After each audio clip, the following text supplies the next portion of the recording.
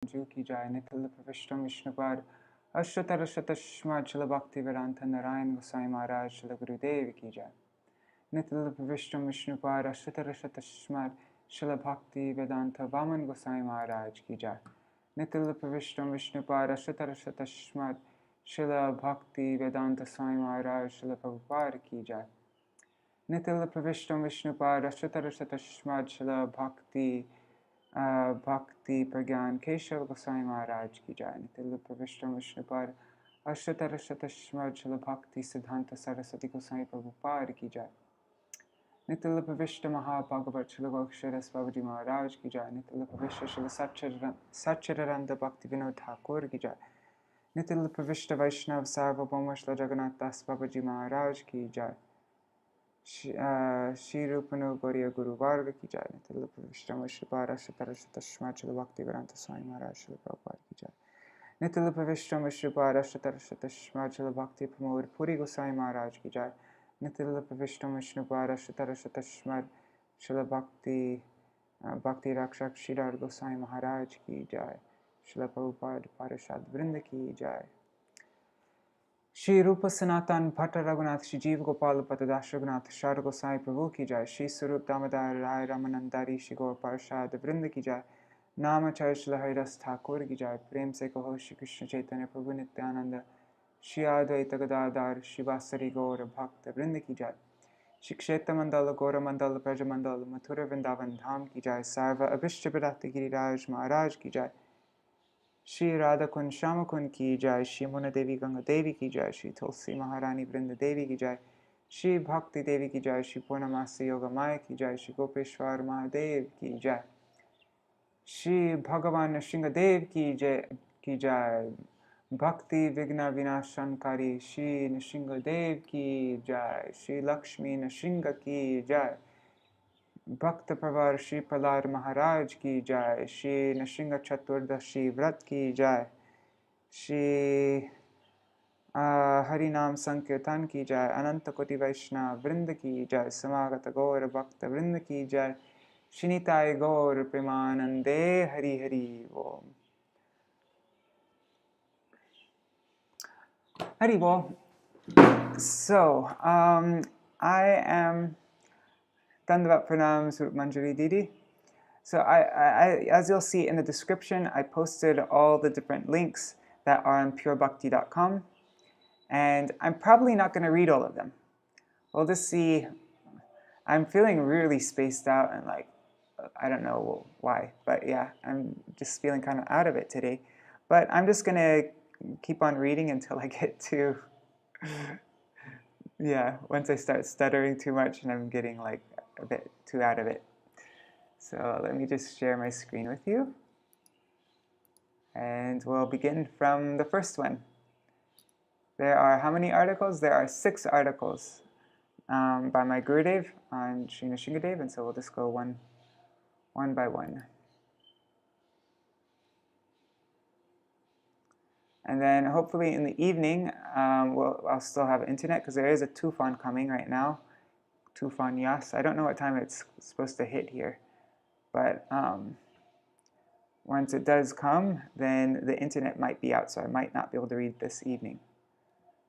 Anyhow, let's just begin. I haven't looked at any of these articles yet. I'm looking at them all for the first time with you all. So I don't know if there's repeats or what. How to observe Nrsimha Caturdasi. This is class given in Badger, May 5th, 2001. It's the evening class by my Śrīla Gurudev Nitil Pravishta Mushbhaj Bhaktivedānta Nārāyaṇa Gosvāmī Mahārāja. Before I begin my class, I want to announce that tomorrow is Nrsimha Caturdasi Vrat. Out of mercy, Nrsimhadeva came, saved Prahlāda Maharaj, and killed the big demon Hiranyakashipu on this very day, on Caturdasi of this month. We should try to observe this vrat. It is better if we fall nirjala, a full fast, and not even drink water. In India, almost all devotees do nirjala, but for you Western devotees, we give concession. You may take something, but not corn, wheat, rice, grains, or anything made with grains. You can take some vegetables, juice, milk, yogurt, and so forth, but don't take so much. And if you are not taking anything, then that will be very good. The mercy of Nrsimha-deva will come upon you. We should also consider that Srila Swami Maharaj gave concessions, and therefore you can observe the vrat like that. But you should all observe Nrsimha Caturdasi from the beginning of the day. After morning arti, you can also sing the kirtan of Nrsimha-deva, Namaste Nṛsiṁha-deva Prahlāda. From the beginning of our daily routine of classes, besides Srila Narayan Maharaj's morning and evening classes, there are usually 3 other classes given by other devotees. So from the beginning of our daily routine of classes, we should try to explain the 6 of 7 chapters in the 7th canto regarding Prahlāda Maharaj. Also, at midday, you should make an offering of bhog to Lord Nrsimhadeva. You can offer grains and all else to Nrsimhadeva, because he is not bound by any restrictions. In this class, we will explain so many things about the teachings of Prahlāda Maharaj, and after that, there will be a drama play showing the pastimes of Prahlāda and Nrsimhadeva. Then, May 7th, is the disappearance day of Madhavendra Puri.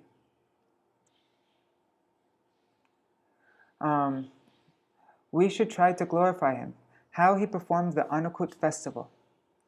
At the time of Krishna, Nanda Baba and all the Brajvasis performed Anukut, and after a long period, Madhavendra Puripad observed it to serve Gopal Dev, who had just been taken out of the earth. By Gopal Dev's order, Madhavendra Puri performed so many wonderful activities, and therefore we should glorify him. We should prepare for Anukut, as we have done in past years. All the lady devotees are very expert in making various kinds of preparations, including so many different kinds of sweets, pickles, juices, and so on. They can make chapatis, puris, kachoris, halava, malpua, kheer, laddu, and many other items. There should be many kinds of preparations, but I want that the cooking should be properly organized. One lady or a group of lady devotees should make one kind of preparation, and other ladies will make other types of preparations. There should be no less than 364 different preparations. The men should supply all the ingredients, and you should check to make sure that all contribute something. In our badge vessels, we ended up getting past 1,000. Forgot exactly how many we made, but yeah, well past 1,000 different preparations. Those who will help in any way, even by giving just 1 grain for this Anukut Mahotsav, and those who help by words, will never have to beg. It may be that Lakshmi will have to beg from door to door, but those devotees will never be beggars. You should therefore try to help as much as possible. I want that at least 364 kinds of preparations, but everyone should coordinate so that all will not make the same thing. There should be different kinds of preparations. I think that Nanda Gopal Prabhu should make a team for this so that you can divide up all the seva. Puris, manohar laddus, and all other kinds of preparations should be made, so that Krishna will, out of greed, come to the festival. Then he will become Govardhan Hill, and he will taste everything. He will call out, Anure, Anure! On that very day, we will do Nagar Sankirtan as usual here, as well as Go Puja. A very calm and quiet cow with her calf should be brought, and we will worship that cow. We will also worship a qualified Vaishnava Brahman, a Brahman who is a devotee. Then we shall do Abhishek with many items, milk, yogurt, honey, ghee, sugar, and coconut water. After Abhishek, we will offer all the preparations to Govardhan. You should properly arrange for everything. We will hold Nagar Sankirtan as usual at 10 o'clock in the morning, and then we'll carry all the preparations from here to Govardhan Hill, which is very nearby, close to the Yamuna, Shamakund, and Radhakund. We will do all this. We will do Parikrama of Giriraj Govardhan while dancing, and we will take all the preparations from there and bring them back here to the pavilion. After that, we will distribute prasadam to all the devotees, not to any special persons, but to all devotees. Then, in evening class, we will glorify Giriraj Govardhan, how he can give everything, who he is, and what is his swarup, his constitutional form. We will discuss whether we should worship him in his form as God or in his form as a devotee. We will discuss all these topics. All right, so we should do that also after, glorification of Giriraj Govardhan and Madhavendra Puri, which is that the day after, is that tomorrow? Let me just check the calendar. I think it's tomorrow. Yep, it is tomorrow. Tomorrow is the appearance of Sri Radharaman, the appearance of Srinivasacharya, appearance of Sri Madhavendra Puri, and disappearance of Sri Parameshwari Thakur. And also Buddha Purnima. So we will read about that all tomorrow. Haribol, Madhavi Didi Dandavat Pranams. Was I in that play? I can't remember. Maybe I probably was. I was probably one of the students. Yeah, actually, I think I have a picture of it. Yeah. I do have a picture of it. I remember now.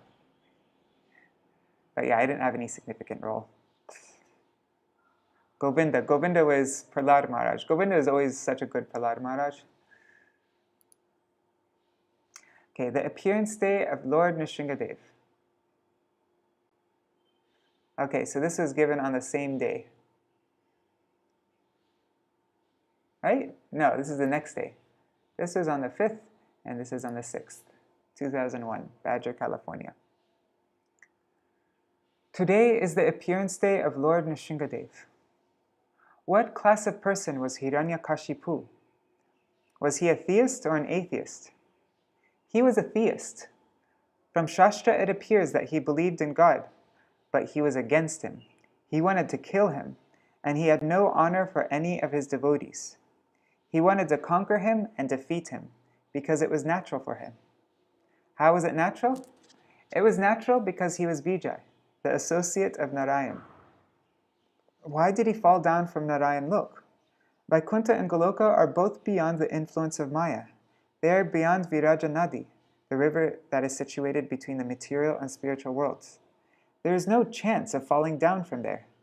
Even so, we see that he fell down. Why? Then my Gurudev calls on Shamarani Mataji to speak. Yudhishthira Maharaj asked Narad Muni, Yudhishthira Maharaj asked Narad Muni, you say that the sages cursed Jai and Vijay to fall to this material world. But I don't believe that any associate of the Lord in Vaikuntha can fall down. They all have spiritual bodies, not material bodies, and matter can never touch them. My Srila Gurudev. There is no possibility of a curse there, and yet we see that he fell down. Why? Shamarani Mataji. Srila Vishwanath Chakravarti Thakur explains that Krishna's Icha Shakti, his desire potency, Yoga Maya, was actually responsible for their coming to this world, not Mahamaya. All the propensities that we have in this world are present in their original perfect form in the Lord himself. So he also has the viraras, the chivalrous propensity. He likes to mock fight, just as boys like to mock fight in this world. However, as everyone in Vaikuntha worships him in awe and reverence, who would fight with him there? Seeing the Lord's desire, and seeing the desire of Jaya and Vijay to always please him, Yoga Maya personally inspired them to become angry when the 4 Kumars tried to enter. In their travels, the 4 Kumars had come to Vaikuntha, but the gatekeepers Jaya and Vijay blocked their path. The 4 Kumars therefore told them, "Oh, you have a materialistic mentality, and you are affected by the modes of nature. You are not qualified to be in Vaikuntha." This was all by the arrangement of Yoga Maya so that the Lord could come to this world as Nrsimhadev and fulfill his fighting propensity. He would never fight with a demon or an atheist. Only his devotee is qualified to fight with him. Dandavat, dandavat. Ekon amar path chalche. Live class chalche.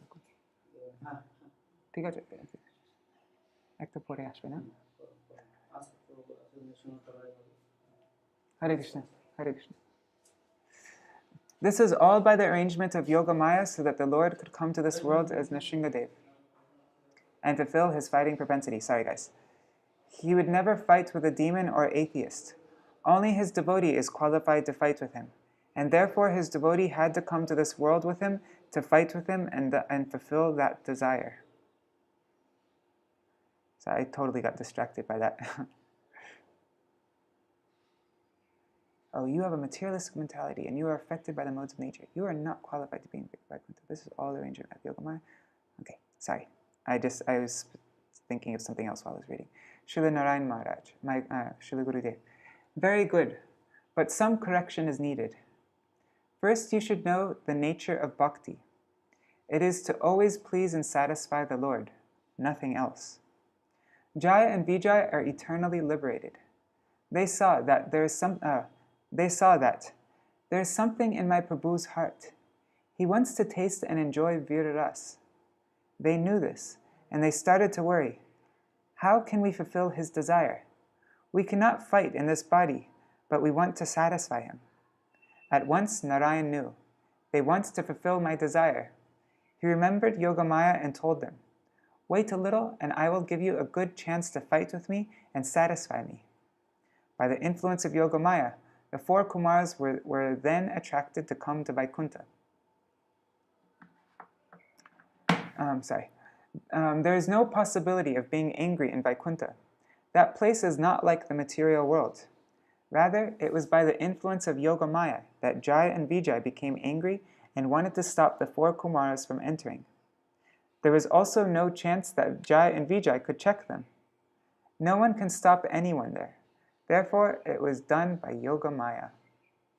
Jaya and Vijaya challenged these 4 Kumars who had come there naked. They said, "Oh, you must be properly dressed to go before our Prabhu." Having been stopped, the 4 Kumars became angry and cursed the doorkeepers. In the meantime, Narayan himself came and told the Kumaras, "Please forgive my 2 boys. They are always serving me, so please forgive them." Narayan then removed his Yogamaya. Now free from the influence of Yogamaya, the 4 Kumars began lamenting and weeping. They realized, "What have we done? We have committed an offense." Narayan assured them, I have done this. I wanted to play in the material world and to enjoy Viraras, and thus I am fulfilling the desire of my 2 eternal servants. Now they will go to the material world, and there, in 3 births, they will satisfy my desire. I will taste Viraras with them, because no one else is qualified to enjoy that ras with me. Jaya and Vijaya were not at all deviated from Vaikuntha. In one form, they were always in Vaikuntha, and in another form, as Hiranyakashipu and Hiranyaksha, Ravan and Kumbhakarna, and Shishupal and Dantavakra, they came to the material world in 3 births. Krishna killed them, and being thus purified, so-called purified, they returned to Narayan Loka. No one can ever fall or deviate from Goloka Vrindavan or from Narayan Loka. Chitraketu Maharaj also was cursed by Parvati Devi, and he took his next birth as the demon Vrittasura, but he was never actually a demon. Bharat Maharaj is another example.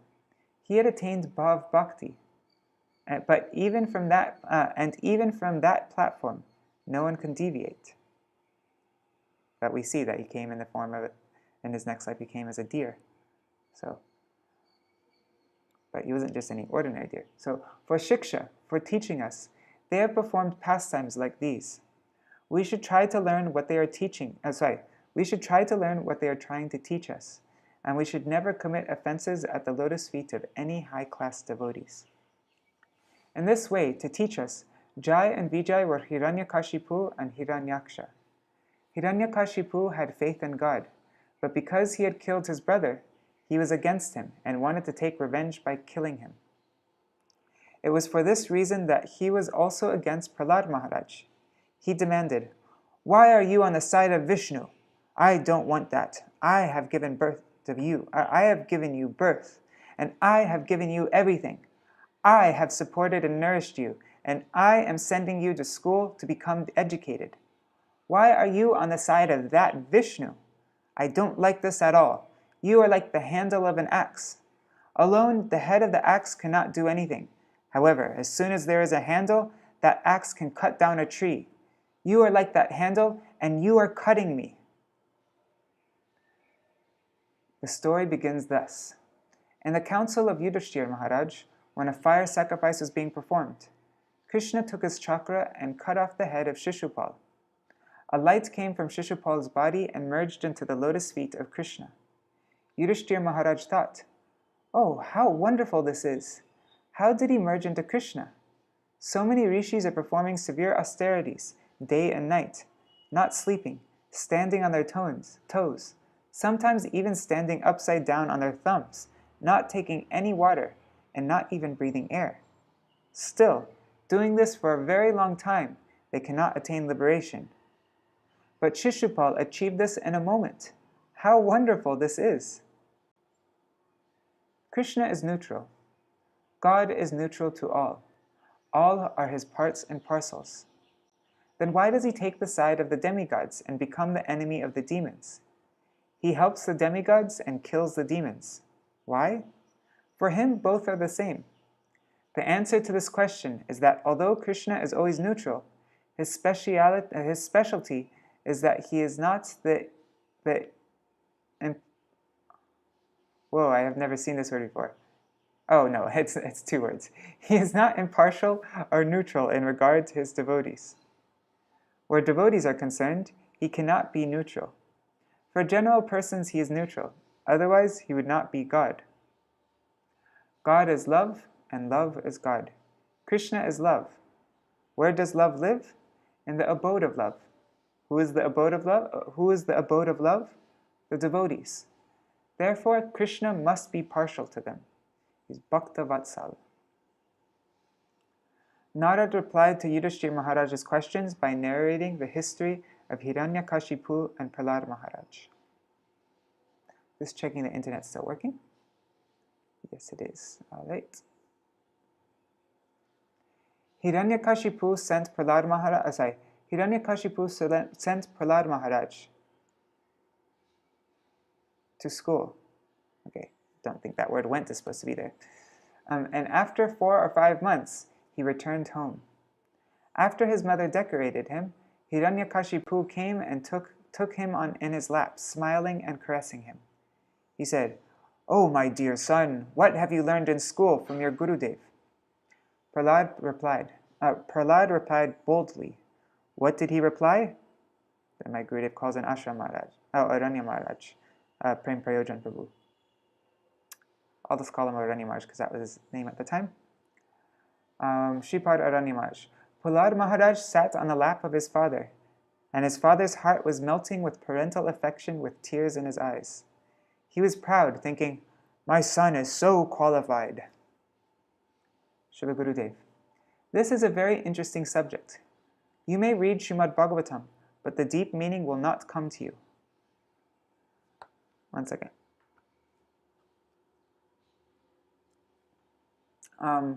You cannot read Srimad Bhagavatam on your own.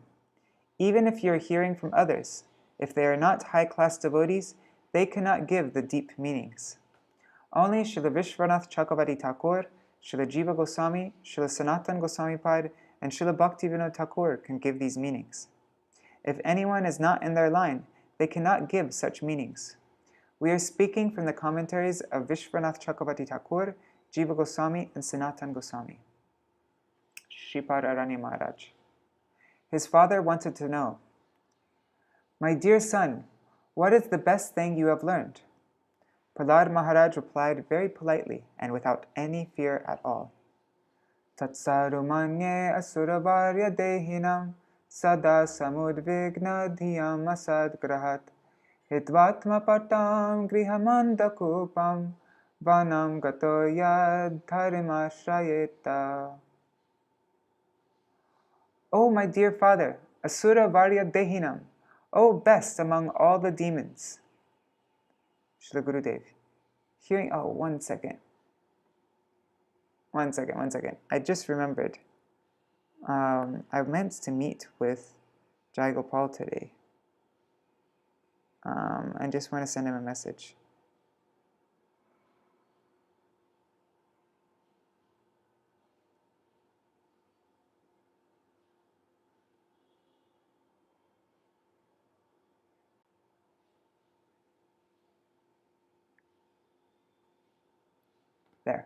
Okay, sorry. That's oh, my dear father, Asura Varya Dehinam, oh, best among all the demons, Srila Gurudev. Hearing this, Hiranyakashipu became very happy. He was thinking, I am emperor of all the demons. Demons are very proud that we are demons, and the demigods are also thinking, we are very proud that we are demigods. They are also full of pride. Shripad Aranya Maharaj. Tatsadu manye suravarya dehinam. O best of the demons, O best of the demons. In this world, those who have accepted this temporary body to be the self and to be the source of and basis of happiness, who accept this body to be real, become constantly afflicted by one problem after another, one anxiety after another, like endless waves in an ocean. They are always embarrassed. The best thing that I have learned is that such persons have fallen into a deep, dark well. Household life in which one identifies with the body, considering one's family members, household goods, property, and wealth to be one's own, is like a deep, dark, dangerous well.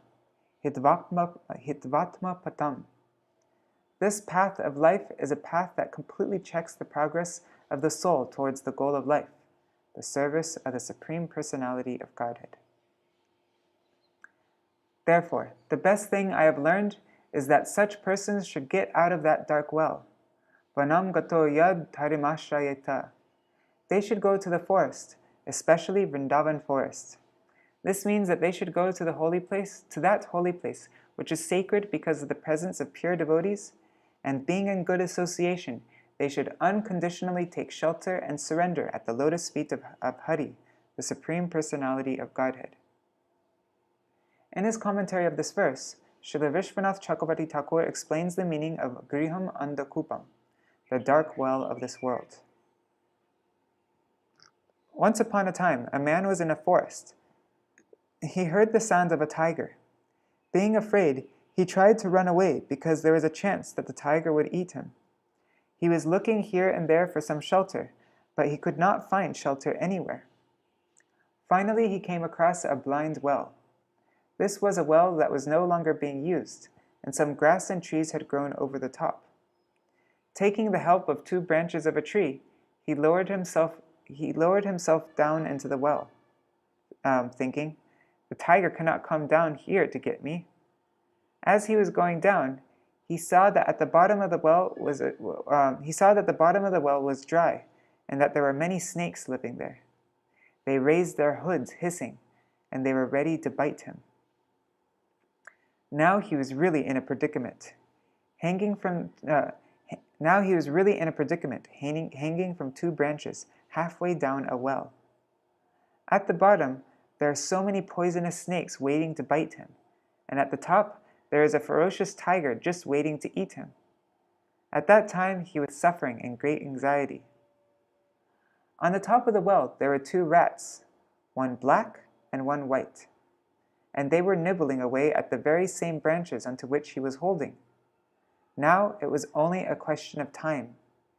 Either he had to climb out and be eaten by the tiger, or he would have to go down and be bitten by the snakes. He could not stay where he was for long, because the rats would gradually eat away the branches and he would fall down. Whatever he would do, he would suffer and come to a very gruesome end. At that time, when he was in this very precarious situation, he noticed a honeycomb on a branch of the tree. Because the tree was shaking, some honey was dripping, and it just happened to be dripping very close to his face. Taking this golden opportunity, he stuck out his tongue, and a drop of honey came onto the tip of his tongue. He took that honey into his mouth and began to relish the flavor, thinking, "How sweet! How sweet!" And thus he felt some happiness. This is the example of all the conditioned souls, like you and me, here in this world. We are in a very dangerous situation. Srila Gurudev, especially lusty people, those who are engaged in sense gratification, are in this position. They are going to die at any moment. There is no way for them to be saved from death. There is only one person who can be saved. but we will tell you afterwards who that is. Śrī Radharani Mahārāja. It seems that this person is now experiencing some happiness. It seems that in this world there are so many people who are well situated, who are content and who are satisfied with their situation. But what is their happiness? It is just like the happiness of this man when he tastes a drop of honey. Why? All the components of this analogy represent the conditions in our lives. The snakes are hissing, and they represent so many problems. Srila Gurudev. These problems will come one after another like an ocean of waves.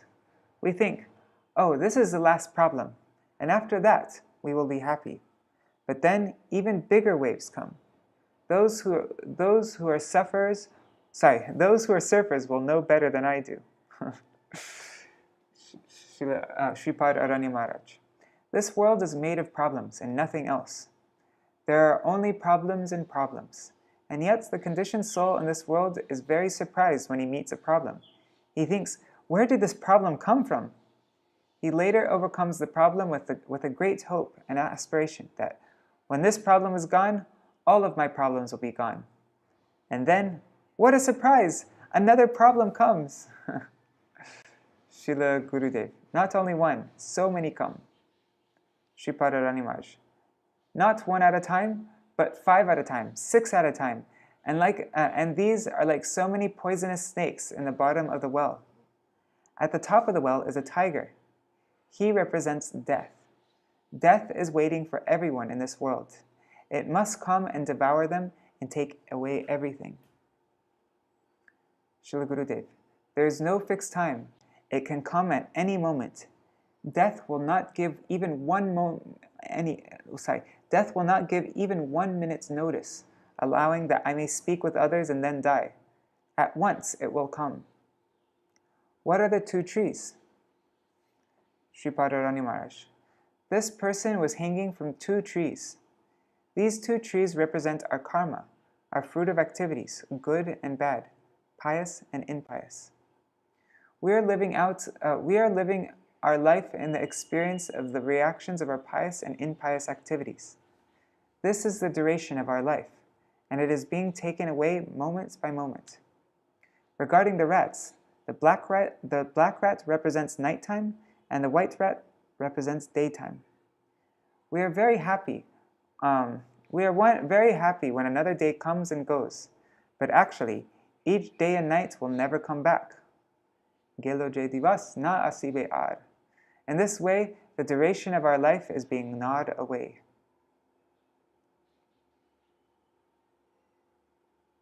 What is it? Udita tapana hoile asta dina gelo boli hoibe vyasta. Srila Gurudev. All around are problems and dangers, and in the midst of this, 1 drop of honey comes. What is that 1 drop? Śrīpad Radharani Mahārāja. Even though we are in this very dangerous predicament, we may feel some happiness, and that is like the drop of honey. This drop of honey represents the affection of our friends and family members in this world.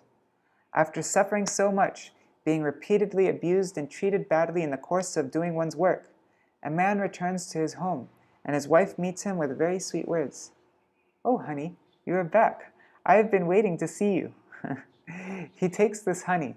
His children jump in his lap and say, oh, daddy, daddy, can you give us $100? In this way, even though there is danger and suffering everywhere, when he takes this 1 drop of honey in the form of affection of so many people in this world with whom he has a temporary relationship, the man feels, my life is successful. This is the purport of the verse spoken by Prahlāda Mahārāja. Srila Gurudev. We are all in this position. How can anyone be happy in this situation? Another example has been given as a supplement. A deer was grazing in a lush green forest, and all of a sudden he saw that he was surrounded by so many problems. On one side there was a hunter with 2, what's that? Alsatian dogs. On the other side there was a forest fire. On the third side there was a very big and deep river. and on the fourth side was a big net. Seeing that he was completely surrounded, the deer became very frightened and thought, "What should I do?" At once he closed his eyes and prayed to Krishna, "O Krishna, I am yours. I am surrendering to you. Save me, save me." When the deer took shelter, what did Krishna do? A big gust of wind came with many pebbles and dust, which got into the eyes of the hunter as he was drawing his bow. Taken by surprise and unable to see, he let loose an arrow that pierced the eyes and mouths of the dogs, who were killed at once. It began raining, and thus completely extinguishing the fire, and the net was caught in the wind and blew away. 3 sides were now open, and the deer jumped and ran away. Therefore, if anyone is in the well and chanting, it may be that by the mercy of Krishna, a hunter will come and kill that tiger. He will lower a rope into the well, saying, "Oh, you should take hold of this rope and come out." He will save you. Krishna is so merciful. We are surrounded by these death traps. Guru realizes this, and he wants to help us all. On one side there is death, and on another side there are so many problems. On a third side, some madhu, some honey is dripping, and the rats are gnawing at the branches. You are all in this situation, and you do not understand this. Don't think that this is our first life, our first birth. You have enjoyed so much sex life, and you are very lusty like pigs and hogs. Day and night you are not resting. You are having sex, and you are creating so many children. Previously, in past lives, all of you were even demigods. You have also come in a human form before, but you lost that time. Again, after lakhs and lakhs of births, you are now here in a good association with a very good body. This is likened to a strong boat with favorable winds. Krishna has arranged for you to have such high-class association. Krishna has given all of you this auspicious opportunity, and still you think, "I want a nice teenage girl who is very beautiful.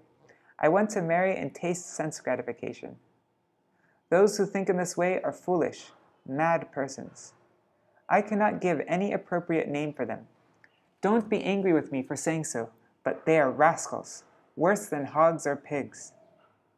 Oh, my dear rascals, don't go there. At once come out and be with me. Come back to God and back to home. Even you old persons, why do you want to marry again? Perhaps you are very lusty. My dear friends, don't be angry with me. I am your well-wisher, your eternal well-wisher. So come and follow me. By the order of Srila Bhaktivedānta Swami Maharaj, my Gurudev, and my Guru Parampara, I have come here to save you from this vast ocean of lust. Don't go there. Otherwise, a big Mahabharata battle will come, and you will be killed. Try to realize this. Be free from all these worldly things, and from the Andakupa, deep dark well that has been described in Prahlāda Charitra, the history of Śrī Prahlāda Maharaj. Be very careful. Gaur Premanande, Hari Hari Bol. All right, so let's move on to the next one.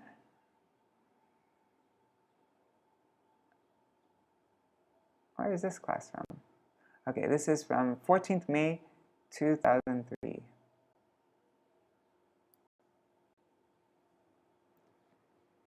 This is also given in Badger.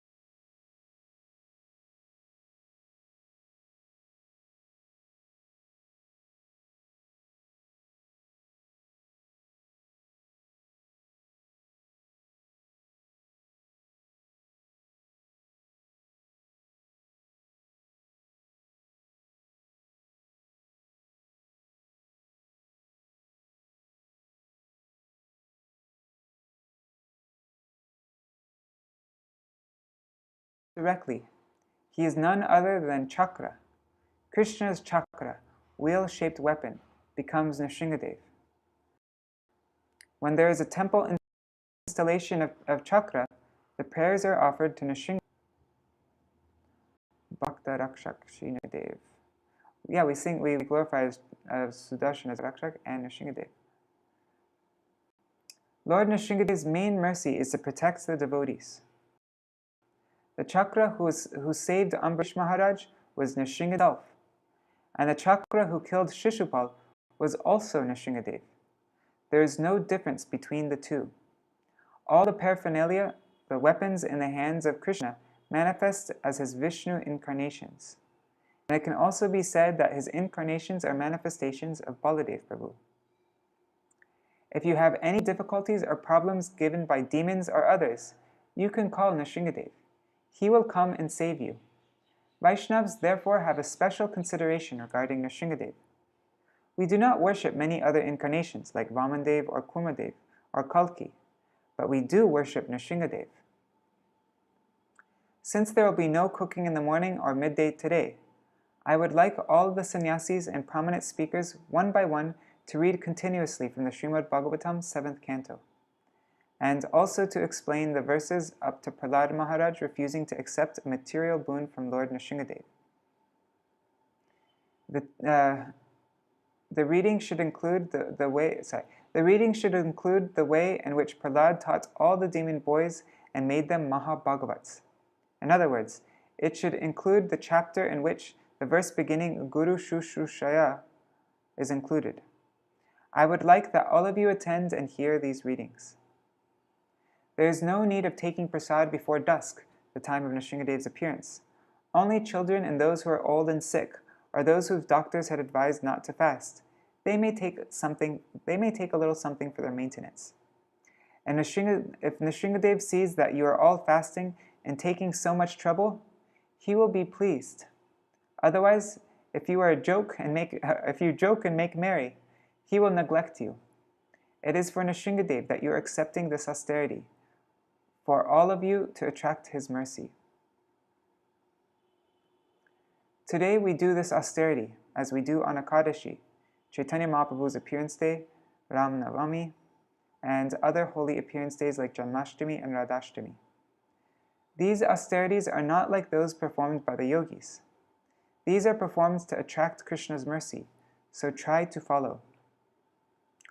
I now want to begin our glorification of Lord Nrsimhadeva. Yudhishthira Maharaj once performed a Rajasuya sacrifice. He sent his army under the guidance of Bhima and Arjuna to conquer the entire world, but he did not want to kill anyone. He told his leaders that if the kings and princes of the other lands surrender without fighting, they should simply take a tax from them, and those kings and princes who wanted to fight could fight. Bhima and Arjuna traveled everywhere.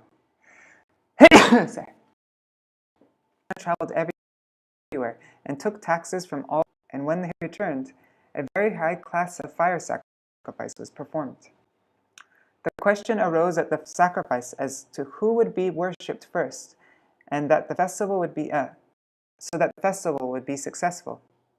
Sahadev proposed Krishna because he is the Lord of Lords, the Supreme Lord, and he is here. Bhishma, Grandfather Bhishma, and others supported this proposal, but Shishupal became very angry.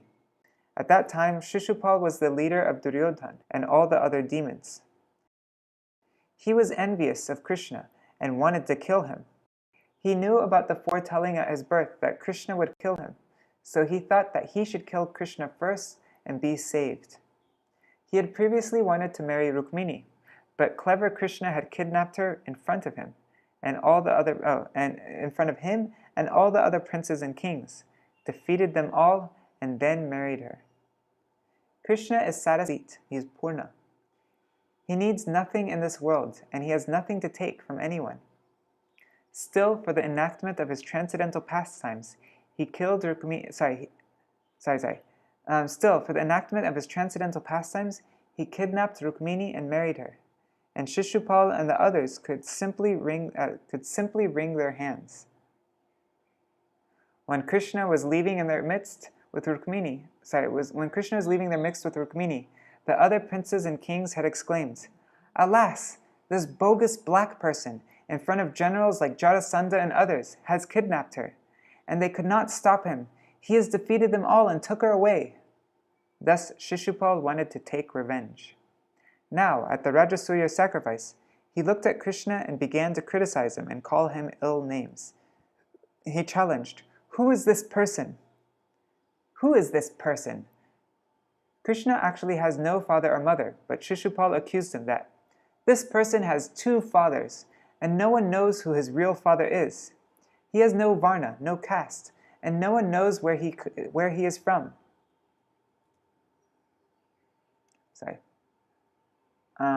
And no one knows where he is from. Where am I?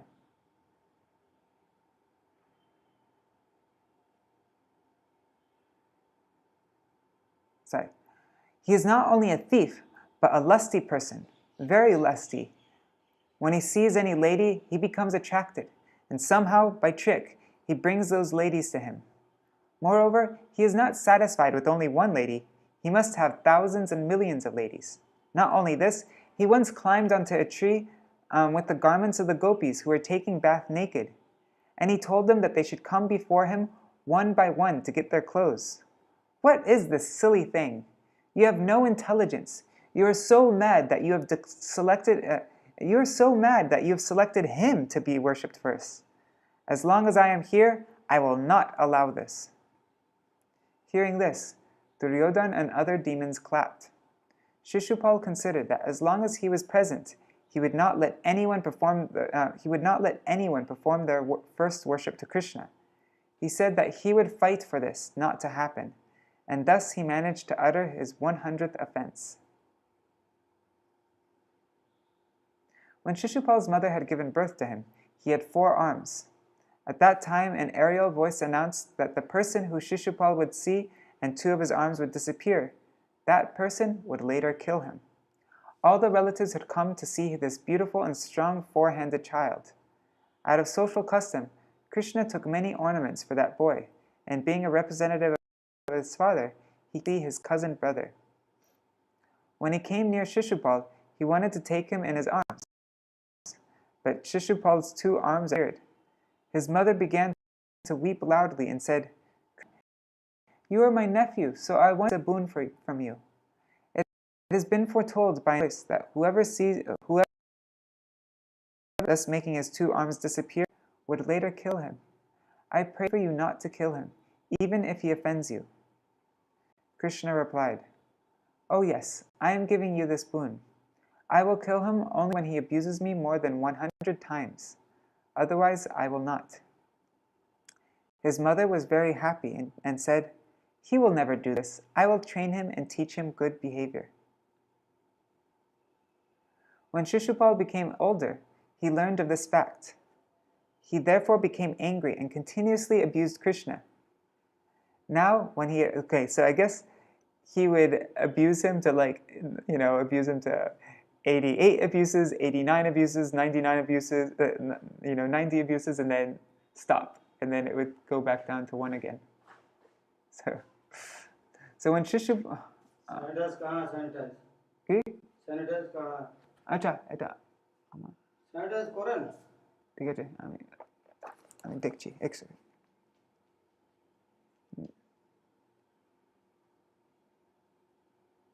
না এটা হ্যাঁ এটা আমার হ্যাঁ আমার কিন্তু আমি জানি না এটা কি কি জিনিস স্যানিটাইজ করতে হবে তাই বলছি আচ্ছা আচ্ছা ঠিক আছে আমি বললাম স্যানিটাইজ করেন ঠিক আছে ঠিক আছে When Shishupal became older, now when he had abused him more than 100 times, Krishna took his chakra. The chakra wanted to go very fast, not slowly as it had moved when it had chased Durvasa. It had been only following behind Durvasa and not killing him. Hare Krishna.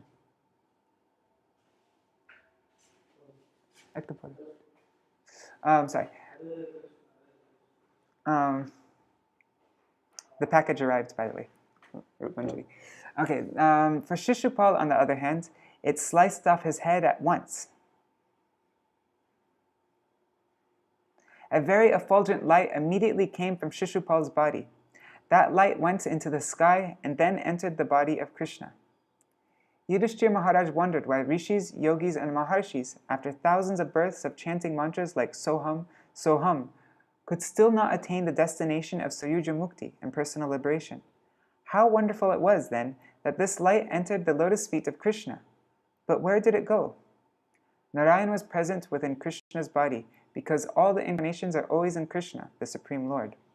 Shishupal thus returned to Narayan and Vaikuntha and became his doorkeeper Jai. But this was not seen externally. The entire world is in the stomach of Krishna. Narayan and other incarnations can also easily fit there, but still his stomach can be empty and he can feel hungry.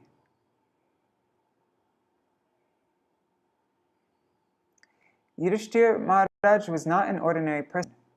Bhima was very strong and powerful, and Arjuna was also. However, when we consider who was stronger, Yudhishthira, we find that where Arjuna and Bhima were not successful, Yudhishthira Maharaj was successful by his mere glance. Bhima was at once wrapped up by the snake, and that snake would not release him. Yudhishthira then came, simply glanced at that serpent, and it left at once. So do not think that Bhishma and Arjuna are more powerful than Yudhishthira.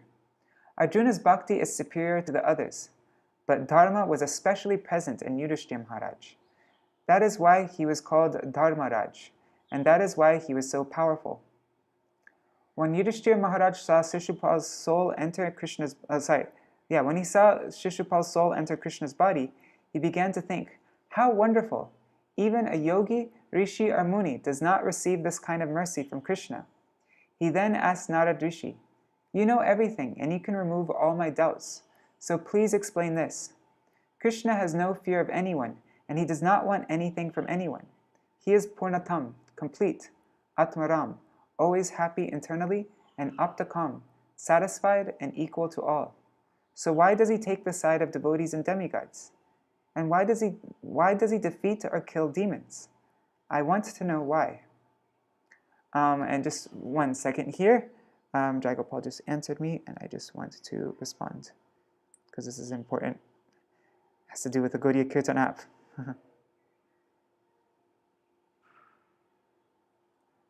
One second. Manana is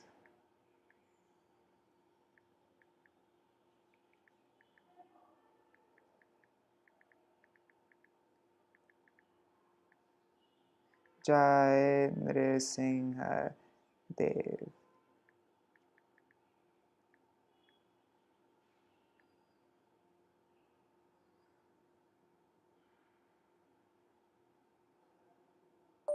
So yeah, Nṛsimha Caturdasi would be a great day to meet, actually, because Nṛsimha Caturdasi is like Akshay Tritiya in that way. So I think that would be a very good, auspicious start to our continuing work on the Gaudiya Kirtan app. All right, I will let you go to sleep. Hari Bol.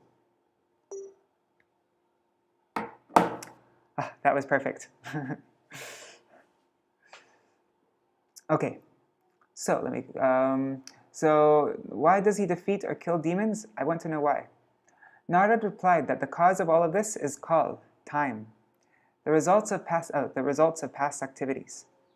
Sometimes, like during Satya Yuga, the age of goodness, the demigods and others like them become prominent. In Kali, the demons are more. It seems that Krishna helps certain personalities, but actually the events of this world are controlled by time. Krishna is equal to all, and everything here is thus due to Kal. You should not be angry or criticize anyone. If you are in distress or disturbed by many problems, it is due to you yourself. Tateno kampam susamikshano punjana atma kritam hridvag vapurvir vidhan namaste jiveta yo mukti pade sadai bak. My dear Lord, one who earnestly waits for you to bestow your causeless mercy upon him, all the while patiently suffering the reactions of his past misdeeds and offering you respectful obeisances with his heart, words, and body, is surely eligible for salvation, for it has become his rightful claim. Srimad Bhagavatam 10.14.8. Eva Atma Kritam. What one has done in the past is now coming back. If one is a pure bhakta and the results of all his past activities are finished, why would problems come to him? His so-called problems are due to the mercy of Krishna. Problems are not coming. Krishna is sending them. The Pandavas were praying for a great calamity so that Krishna would be with them. Krishna gave them great distress, as he gave to Draupadi when Dushashan tried to remove her clothes. And he did the same to Prahlāda Mahārāja. He gave Prahlāda Mahārāja so many troubles. Why? He considered, the entire world should know that my devotees are exalted, and they do not care about saving themselves, so I must save them. You can know all these truths by reading Śrīmad Bhagavatam. You should read Śrīmad Bhagavatam 7 until 6 p.m., at which time I will return, and then we will perform Abhishek, the bathing ceremony of Nrsimha-deva. Some flowers should also be here for offering. We will observe today as we do Ekadashi, and we can break our fast after Nrsimha-deva's birth, dusk. If anyone wants to break his fast before that time, he may take only fruits and vegetables. If anyone wants to fast until tomorrow morning, he can do so very easily. Then tomorrow we will worship Nrsimha-deva, and after that we will take prasad. Now bring 7th canto and begin. Gaur Premanande Hari Hari Bol. Alright, so now let's read the next one. Let's see if the internet's still working. Looks like it is. Alright. Oh, Manjari, yeah, no problem if you have to leave. If anybody has to leave, no problem. And if you want to continue tomorrow, cool thing on YouTube is that you can listen to everything in double speed.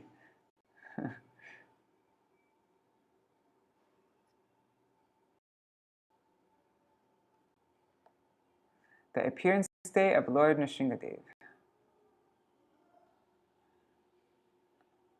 Okay, if he tells the whole beginning part of the story again, I don't think we should read it a third time. Yes, okay, this is not. Okay, so this is a class that my Gurudev gave 10th May 1998.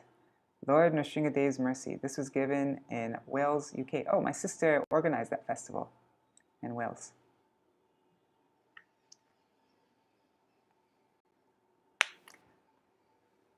Lord Nrsimhadeva's Mercy. Ito Nrsimha parato Nrsimha yato yato yamitato Nrsimha bahir Nrsimha hridaya Nrsimha Nrsimha-deva Sharanam Prapade. Ito Nrsimha parato Nrsimha. Nrsimha is here, Nrsimha is there. Above, below, in front, in back, in all corners and everywhere else. Wherever I go, wherever I walk and travel, I see Nrsimha everywhere. He is in our heart. He is in the creepers and plants, and everywhere else. There is not a single place, even an atom, where he is not present. Since he is everywhere, if you pray to him to save you, he will come at once and save you as he saved Prahlāda Mahārāja from Hiranyakashipu. He will take away all of your problems, as he took away all the problems of Prahlāda Mahārāja. He quickly destroyed Prahlāda's demoniac father Hiranyakashipu, who had been given a boon of immortality. Hiranyakashipu was strong like iron. He was blessed not to die in the sky by weapons, demons, humans, animals, fire, poison, or any other force of this world. Still, Nrsimha-deva killed him very quickly. Nrsimha-deva Sharanam Prapade. We take shelter of Nrsimha-deva. If you experience any difficulty, and Manjari, I will sing that song. Maybe in the evening time, I'll sing the song. If you experience any difficulty or danger in your life, you can chant this mantra. Lord Nrsimha surely will save you. He has come only to save you. You can test this. If you are very faithful to him, as Prahlāda Mahārāja was faithful, he will take away all your difficulties in chanting, remembering, and becoming a pure devotee. He has come as the embodiment of Krishna's mercy, so especially today, and he will protect you from everything else. Oh, there's a recording of this. You want to hear the recording really quick? Let me find it. Srila Gurudev sang the mantra again along with the assembled devotees and proceeded to sing with them the mantra below. Prahlāda jai jai, Nṛsimha jai jai, Nṛsimha jai jai, Prahlāda jai jai. Let me just find it really quick. It should be in music. Go to your recordings. Let's find this. It is in Sanskrit section at the end. Sanskrit songs. 1 second, where is it? There it is. Here, this is a recording of my Gurudev singing this at this festival. Oh, shoot. It's not going to be possible because I have my mic plugged in. Let me take out my mic. Nṛsimha-to Nṛsimha-ito Ito Nṛsimha-parto Nṛsimha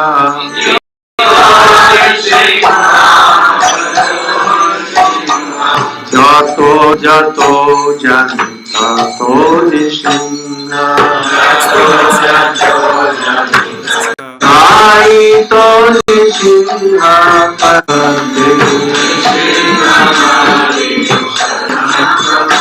Nṛsimha-deva Sharanam Prapade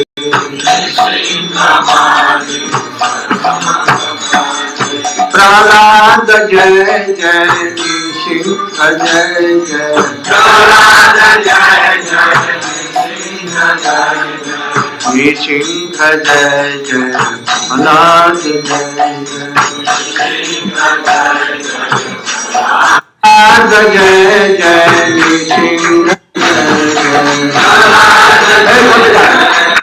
Okay, anyways, I'm not going to go through the whole thing because let me plug in the mic again. Alright, so Nrsimha is always to help us. He wants to help us, but we don't want his help. Prahlāda's mercy. It is rare to find anyone who has such faith and love and affection for Krishna as Prahlāda Mahārāja. Prahlāda tried to teach his demoniac father this beautiful truth.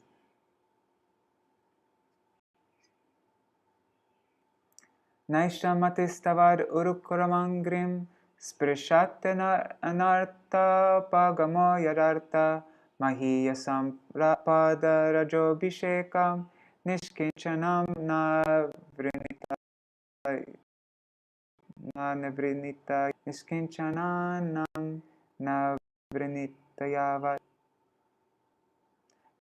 Bhagavatam 7.5.32. Unless they smear upon their bodies the lotus feet of a Vaishnava completely freed from material contamination, persons very much inclined toward materialistic life cannot be attached to the lotus feet of the Lord, who is glorified for his activities. Only by becoming Krishna conscious and taking shelter of the Lord in this way can one be material contamination. Prahlāda told his father that those in material consciousness are blind, and they are like dogs. Dogs think that they are intelligent, but they are not. Śrī Prahlāda Uvaca Matirna Krishne Parata Svatova Mito Bipadyeta Griha Vratanam Adanta Gobir Vishutam Tamisram Puna Punascharvita Charvananam. See, like the dog is chewing the chewed.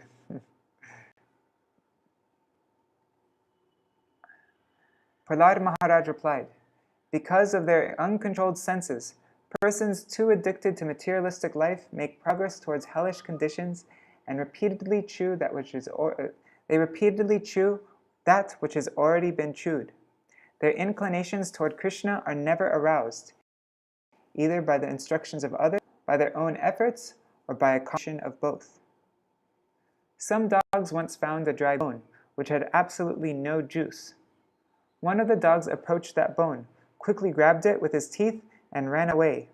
He then looked back toward the other 20 dogs, who now began to pursue him in order to take the dried, juiceless bone away from him. At last they all caught hold of him and began to viciously attack him. That dog, now full of injuries and blood, gave up that bone, his tail going inside his legs. He watched from the sidelines as another dog, while trying to relish the bone, was also violently attacked. We are like this. Our fathers and forefathers have tried to take the juice of material enjoyment from this world, tasting only the bone. If you ask your grandfathers, who are 80, 100 years old, if they are happy with their life's accomplishments, they will all say no. When you ask, why not? They will reply, I am now old. I cannot longer enjoy the taste of these wonderful foods because I cannot digest anything I eat. I am going to die. I am not happy. Their children consider, doing what we've seen our fathers and grandfathers do, we will now be very happy. Suppose a man thinks, I will drink a great quantity of wine. What will happen to him? He will become like a madman. He will faint and fall in a drain, at which time he will think, I am sitting on a golden throne. I am the monarch of all. Dogs will approach him, smell his body, and think, what a good smell. They will taste him with their tongues, and thus wash his face. Thus there is no real pleasure in worldly objects of enjoyment. Prahlāda Mahārāja explained this to Hiranyakashipu, hearing which, Hiranyakashipu became furious and decided to kill him. Hiranyakashipu tried several methods to kill him, which all subsequently failed, and he concluded, I cannot kill him. I fear that my death will come from him. It is I who will die. In the meantime, his very dear sister named Holika approached him and said, My dear brother, why are you so angry? Can I help you? He said, No one in this world can help me. Holika then said, I can help you. What do you want? He said, I want my son killed. She said, I can do this very easily. I performed severe austerities and received the benediction. I will not burn in fire. I now have this power. So I will bring that boy into a fire, and he will burn very easily.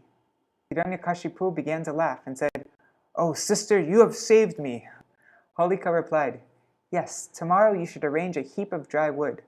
I will then take that boy on my lap and sit in the heap of wood.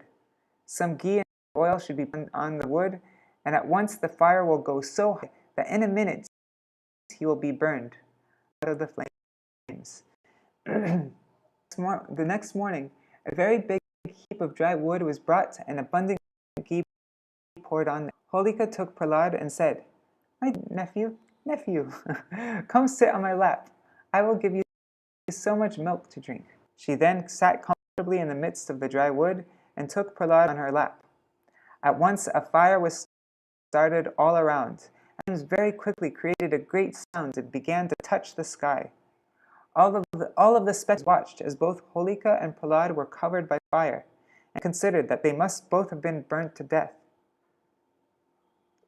Hiranyakashipu was quite satisfied, thinking that his sister would come to him laughing, and that Prahlāda Mahārāja would be finished. However, the present very soon saw Prahlāda Mahārāja walk out of the fire. Holika, on the other hand, was burned to ashes, never to return. Hiranyakashipu asked Prahlāda Mahārāja, How were you saved? Prahlāda replied, When I was sitting there, I saw my auntie burn within a moment. At the same time, someone came to me and clothed me in an light covering. I was very easily saved, but was so worried for my dead auntie. Hiranyakashipu's fury rose. Prahlāda's teachers, the two sons of the depressed Hiranyakashipu's guru, drew near Hiranyakashipu and asked him, Why are you worried?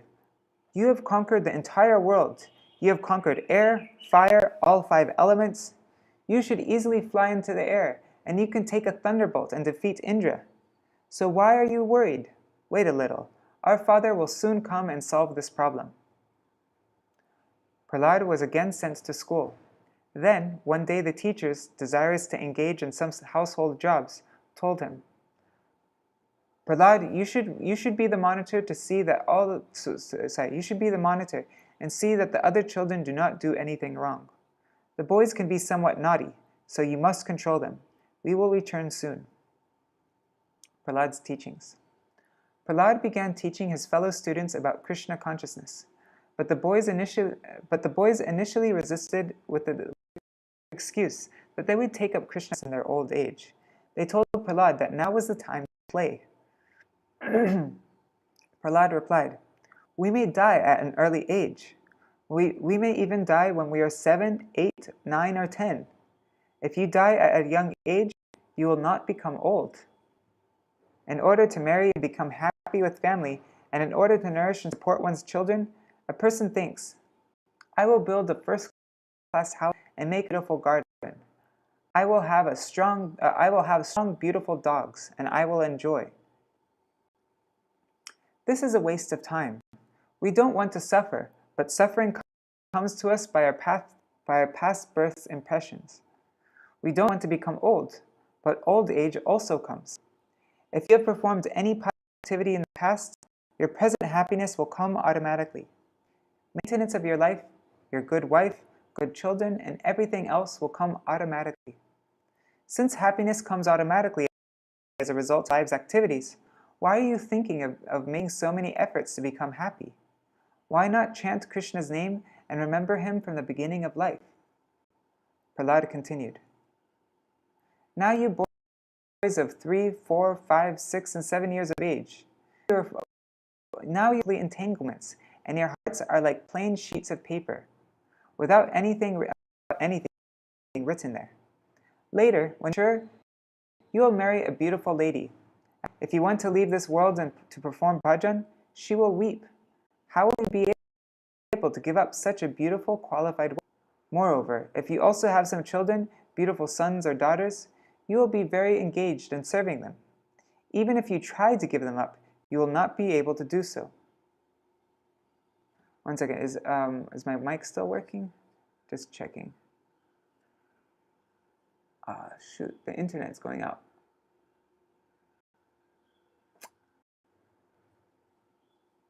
Anyhow, what to do? Even if you try to give them up, you will not be able to do so. If the children call out to you in their sweet voices in a broken language, "Father, Father, Father," how will you be able to give them up? You will think, "I must support all these children. They are babies and cannot do anything. If I give up my household life, they will all die." You may also lament, "Oh, my beautiful dog and cow cannot live without me." Suppose you make a good garden with many trees and flowers, and later you decide to give it up to associate with devotees to chant and remember Krishna. You will then consider, "Who will take care of this garden if I leave? All the flowers will die. You will not be able to leave." Prahlāda continued, "It is better that you chant and remember Krishna from childhood. When you are free from all these worldly entanglements." All the students were inspired, but at the same time, they had some doubt. We accept that what you're telling is true," they said. "Now we want to know where you learned all these truths. You always remain within the palace. You always remain within the palace where it is very difficult to associate with any great personality." Then Prahlāda tells his history. With a view to removing the doubts of his classmates, Prahlāda Mahārāja said, "Some time ago, when my father was angry with Lord Vishnu for killing his brother Hiranyaksha, he began to consider, 'My brother has been killed by Varaha-deva, an incarnation of Vishnu. If I take revenge against Vishnu now, he will surely kill me, so I should first become immortal.' He began to perform severe austerities at Mandarachal mountain, where he fully fasted from eating and drinking. He fasted even from dry leaves, and even water and air, for 60,000 years. He entered into a trance, and was thus oblivious to the fact that his body had been eaten by ants, and only his bones remained. In Satya Yuga, one's life could reside in one's bones, without the rest of the body. Nowadays, if we do not eat anything, we will die in 2 or 3 days. But at that time, it was different. In the meantime, the demigods became worried. In Hiranyakashipu's absence, therefore, the demigods, headed by King Indra, made an attempt to subdue all the demons in warfare. A great battle ensued between the demons and the demigods, wherein the generals of Hiranyakashipu were smashed. The victorious demigods plundered my father's palace and destroyed everything within it. Then Indra, king of heaven, arrested my mother, the queen, planning to a heavenly planet. The demigods considered that Prahlāda was probably a demon, like his father, so they planned to kill him as soon as they would take birth from his mother's womb. In the meantime, the sage Narad was coming from heaven and asked them, "Why are you doing such nonsense? You are demigods, and you are taking a lady in this way? She cannot fight with you, so why are you taking her? Moreover, there is a great devotee in her womb." Prahlāda continued, "When the Narad Muni spoke thus, King Indra immediately released my mother. Because of my being a devotee, all the demigods circumambulated her. Then, after they left for their celestial kingdom, Narad brought my mother to his ashram, assured her of all protection, and taught me within her womb the truths of bhakti." Further teachings of Prahlāda. Prahlāda continued, "We can never be happy by material activities. No one has become happy by such engagement. If you want to be happy in life, go to an expert guru and at once take initiation and a spiritual name from him. Then, under his guidance, try to follow the rules and regulations of devotion.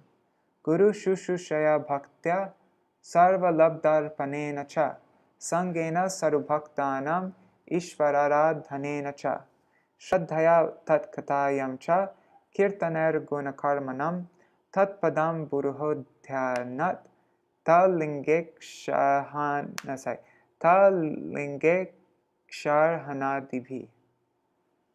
Srimad Bhagavatam 7:30-31. One must accept the bona fide spiritual master and render service unto him with great devotion and faith. Whatever one has in one's possession should be offered to the spiritual master, and in the association of saintly persons and devotees, one should worship the Lord, hear the glory of the Lord with faith, glorify the transcendental qualities and activities of the Lord, always meditate on the Lord's lotus feet, and worship the deity of the Lord strictly according to the injunctions of the Shastra and Guru. The boys told Prahlāda, "This seems very difficult. We cannot do these things." Prahlāda replied, "Sarvesham api bhutanam hariratmeshvara priya bhattar maharbhi svakatai kritanam jivasamgita." Srimad Bhagavatam 7:49. The Supreme Personality of Godhead, Hari, is the soul and the supersoul of all living entities. Every living entity is a manifestation of his energy in terms of the living soul and the material body. Therefore, the Lord is the most dear, and he is the supreme controller. Prahlāda assured his classmates, "There is nothing difficult in chanting Krishna's names, remembering him, and engaging in devotional activities for his pleasure. We are eternal servants of God, Krishna, the Supreme Personality of Godhead, and therefore devotional service is our natural activity. We must accept that Krishna is our holy master, our father, mother, and all other relations. After going to a guru and receiving initiation, we then begin to learn spiritual activities and develop to the exalted stage of Uttama Bhakti, the topmost pure devotion. Guru will tell us everything about how to advance in devotion. Guru will tell us that there are 64 kinds of bhakti, among which 9 are prominent. Śrī Prahlāda Uvaca, Shravanam Kirtanam Vishnu Smaranam Pada Sevanam Archanam Vandanam Dasyam Sakyam Atma Nivedanam Iti Pungsarpita Vishnu Bhaktischan Avalakshana Kriyeta Bhagavadadya Tanmane Dhitamuttamam. Srimad Bhagavatam 7:23-24. Hearing and chanting about the holy name, to the transcendental holy name, form, qualities, paraphernalia, and pastimes of Lord Vishnu, remembering them, serving the lotus feet of the Lord, offering the Lord respectful worship with 16 types of paraphernalia, offering prayers to the Lord, becoming his servant, considering the Lord one's best friend, and surrendering everything unto him. in other words, serving him with the body, mind, and words. These 9 processes are accepted as pure devotional service. One who has dedicated his life to the service of Krishna through these 9 methods should be understood to be the most learned person, for he has acquired complete knowledge. Among these 9 limbs of bhakti, 5 are most prominent, are most important. Sadhu Sanganam Kirtan Bhagavat Shravan Mathuravas Shri Murtira Shraddhaya Sevan Shri Chaitanya Charitamrita Madhya Lila 22:128. One should associate with devotees, chant the holy name of the Lord, hear Srimad Bhagavatam, reside at Mathura, and worship the deity with faith and veneration. Amongst all devotional activities, if one is not committing offenses and is touched by any of the 5 limbs, chanting the holy name, being in the association of a qualified Vaishnava Guru, worshipping the deity very faithfully, living in a holy place like Vrindavan, and hearing Srimad Bhagavatam, then he can attain all success. Sakala sadhana shishta e pancha anga, Krishna prema janma e pancher alpasanga. Shri Chaitanya Charitamrita Madhya Lila 22:129. These 5 limbs of devotional service are the best of all. Even a slight performance of these 5 awaken love for Krishna. Most important among the limbs of bhakti, which is also the root of bhakti, is Harinam Sankirtan. Dharmade sarva sheshta nama sankirtan, niraparada nama loile, pai prema dhan. Of the 9 processes of devotional service, the most important is to always chant the holy name of the Lord. If one does so, avoiding the 10 kinds of offenses, one very easily obtains the most valuable love of Godhead. Prahlāda told the boys, "We should begin Harinam Sankirtan today." The boys asked, "How can we do this? Do we have to be expert in playing musical instruments? Do we have to bring any instruments?" Prahlāda replied, "There is no need. Krishna has given us the very beautiful kathās, the hand symbols of our hands." Actually, kara means hand and tal means rhythm. So kara tal means hand rhythm. The hand beats. So yeah, kara tali, that's actually how you say clapping in Bengali. Bajaiya kara tali, clapping the hands. We can clap on our hands. Krishna has also given us our tongue and mouth to sing in a sweet voice. Prahlāda Mahārāja then instructed them, "Repeat after me, Hare Krishna, Hare Krishna, Hare Krishna, Krishna Krishna, Hare Hare, Hare Ram, Hare Ram, Ram Ram, Hare Hare." The boys told Prahlāda, "We are very tired. We want something easier. That is so long. We want an easy kirtan." Prahlāda told them, "Repeat after me again. Hari bol, Hari bol, Hari bol, Hari bol." The boys all blissfully engaged with Prahlāda and Harinam Sankirtan.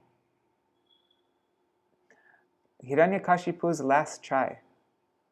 After some time, Hiranyakashipu overheard what was taking place. Grabbing Prahlāda's hands, he demanded, "Shri Hiranyakashipur uvacha." Interesting, it says Shri Hiranyakashipur uvacha.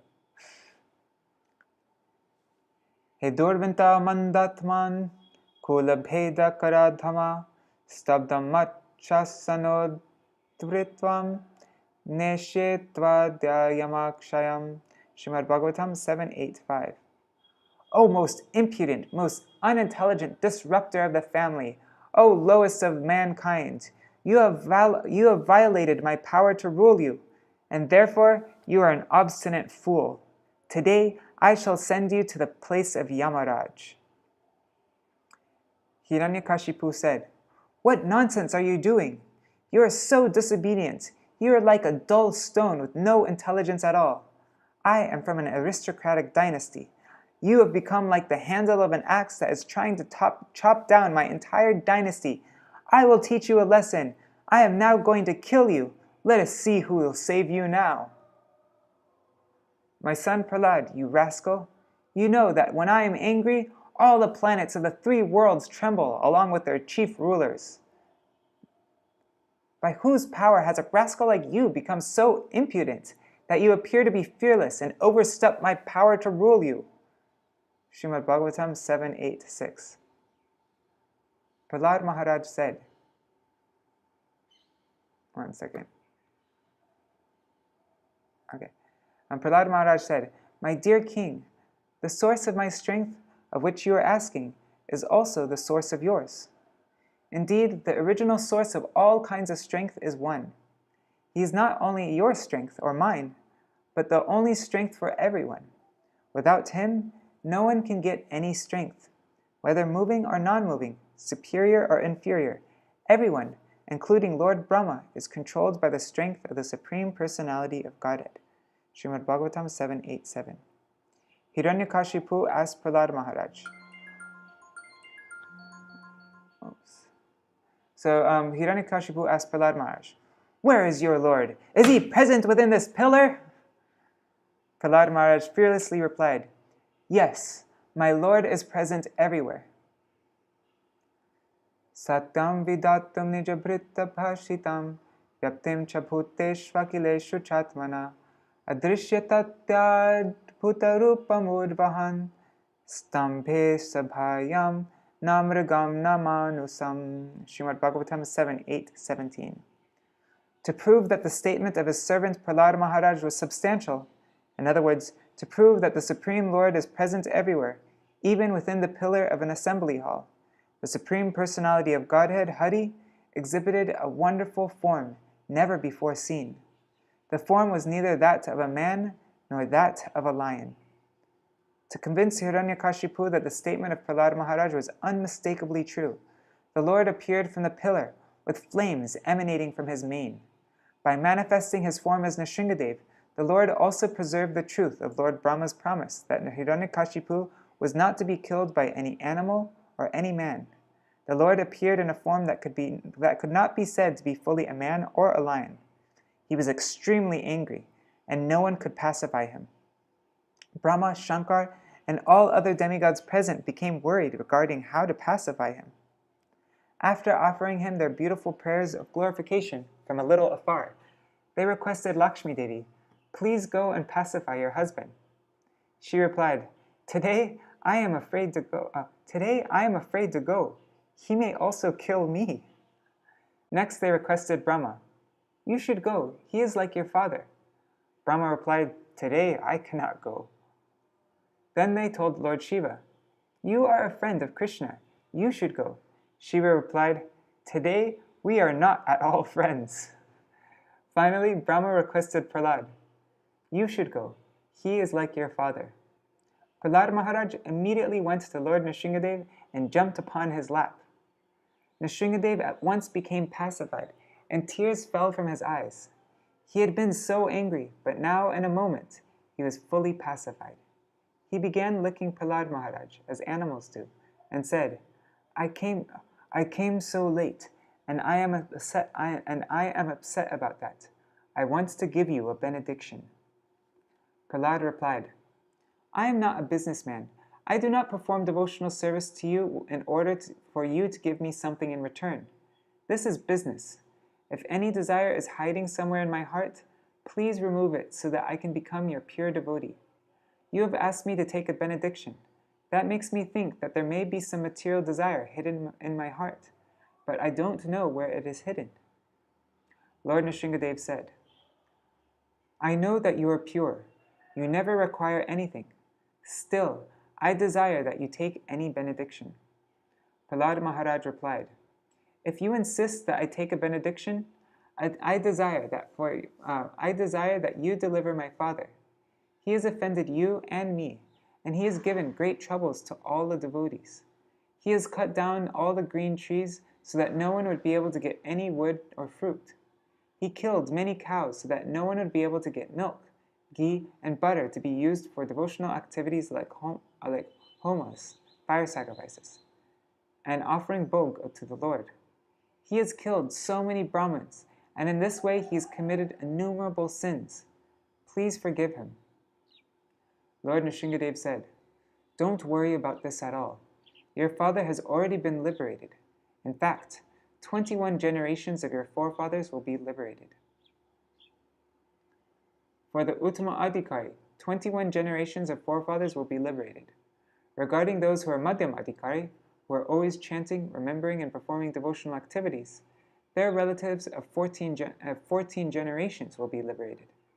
Regarding those who are Kanishta Adhikari, who are chanting and remembering, and who have taken initiation and are trying to engage in pure Harinam and other devotional activities, but cannot properly do so, 7 generations of their relatives will be liberated. I want to give you a benediction. My darshan should not go in vain. Prahlāda replied, all these conditioned souls who have forgotten you and who are engaged in many sinful activities are greatly suffering. I cannot tolerate their suffering. I desire that my pious and devotional activities be given to them, so that they may be liberated and become devotees. I want to take all the fruits of their sinful activities and suffer for them for millions of births. Nrsimhadeva said, in this conversation, you have won and I am defeated. I am giving you the benediction that all persons who hear the Hari Katha about myself and yourself, the pastimes of Prahlāda Mahārāja and Nrsimhadeva, will be very quickly liberated. They will not have to suffer. Those who hear, chant, and remember the sweet and powerful Hari Katha of Prahlāda Mahārāja and Lord Nrsimhadeva, who participate in today's Appearance Day festival and performs Abhishek here in Badger, will all be liberated by Lord Nrsimhadeva. He promises to take away all their suffering and sorrows, and he will surely fulfill his promise. We can have very strong faith that he will not cheat us. Whatever he promises to do, he will surely do. Have strong faith that he will be merciful to us, and that we will gradually develop our Krishna consciousness, and that he will give us inspiration. To accept the path of pure bhakti. Now let us first perform Sankirtan, and then perform the Abhishek, the auspicious bathing ceremony of Lord Nrsimhadeva. Wait, why did Gurudev say Badger here? I thought this is the class my Gurudev gave in Wales. Maybe this is 2 classes combined. Huh, interesting. Anyhow, now we will read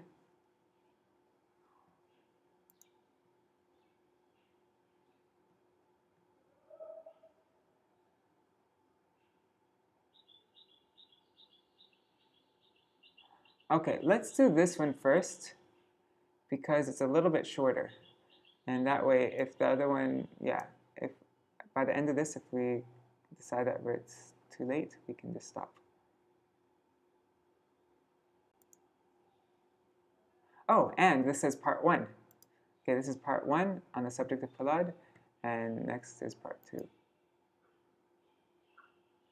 Oh, no, this is part 1. Okay, let's start from the beginning.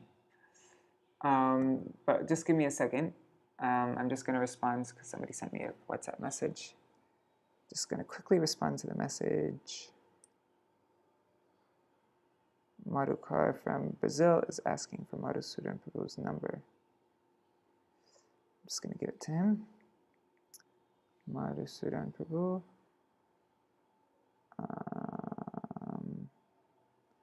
More.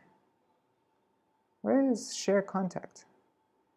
Share, there it is. There. Done. Okay. Let me check the connection's still good. All right. Looks like it.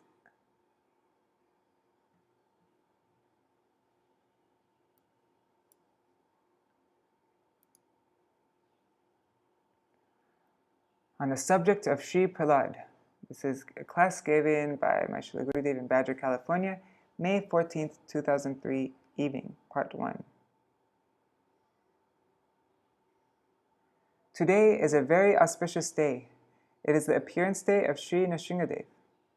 I came here in the morning and requested that throughout the day, at least 12 speakers discuss this topic. Now I think it would have been better had they not spoken anything, but just read the verses and the purports given by Srila Bhaktivedānta Swami Mahārāja. Oh, I remember this. This would have been a million times better. I do not appreciate that they discussed topics that were not on the subject of Lord Nrsimha-deva. I wanted that the chapters on the pastimes of Śrī Prahlāda be read, from the first chapter to the end of the last chapter. I indicated this, but the speakers did not do so. I am very worried. How will they be able to preach if they cannot follow my instructions? This was not the appearance day of Jai and Vijay. That part should have been told in an outline. The speakers should have simply read Śrīmad Bhagavatam and its purports given by Śrīla Swami Mahārāja. I heard that one speaker said in his class that Ravan has 10 heads. What was the purpose? That was Damodar Maharaj. I remember that. What was the purpose of telling this today? Another bogus speaker also spoke out of subject by saying that Ravan attended the Swayamvar of Sita. What was the purpose of saying this? I don't know. They should have spoken about the teachings of Prahlāda to the children of the demons. That would have been very good, and I would have been very happy. Why do they speak out of subject? I don't know. How can they preach my mission? They should not speak out of subject at any time. I know that if I had told Mahibharat, Radhakanta, or Atul Krishna Prabhu, they would have done better than these speakers. I don't want in the future that they do all these unwanted things. All these unwanted things. I thought that they would read all Śrīmad Bhagavatam. That's what I told, but they haven't done. Perhaps he, Ashramaj, followed something, and Aranyamaj also spoke something. But for hours and hours, speakers were out of subject and telling bogus things. I think you shouldn't speak anything that I haven't told. Otherwise, you will speak so much out of subject and bogus things that were not written in Śrīmad Bhagavatam, Ramayana, or anywhere. Try to follow my example. I never leave the appropriate subject, and only speak what is written thoroughly in Śrīmad Bhagavatam and other scriptures. Only hear from bona fide persons. I wanted that all the best things be told. Be alert and be very careful about this. Now I am coming to the subject. When Prahlāda Mahārāja returns from the school of the atheist teachers Shanda and Amarka, and spoke to his father about the principles of Krishna consciousness, his father angrily told his teachers, I will take your heads. Why did you teach Prahlāda about devotional service to Vishnu? Trembling, the teachers replied, We have not taught Prahlāda this. We don't know why he is speaking about it. You can ask him whether we taught him this. Hiranyakashipu turned to Prahlāda and asked, Where have you learned this? If these two hadn't told you this, then who has told you? Why are you boldly saying these things about surrendering to Vishnu, my enemy? Then Prahlāda Mahārāja began to speak. Śrīla Gurudev asking one devotee, Do you remember this shloka? You should speak on this topic. I wanted that these subjects should have been spoken, but not sure what they spoke. Atul Krishna Das. Matirna Krishne parata svatova mito bipadyeta grihavratanam adanta gobhir vishatam tamisram puna punascharvita charvananam. Śrīmad Bhagavatam 7.5.30. Materialistic persons are simply mulling over that which has already been mulled and chewing that which has already been chewed.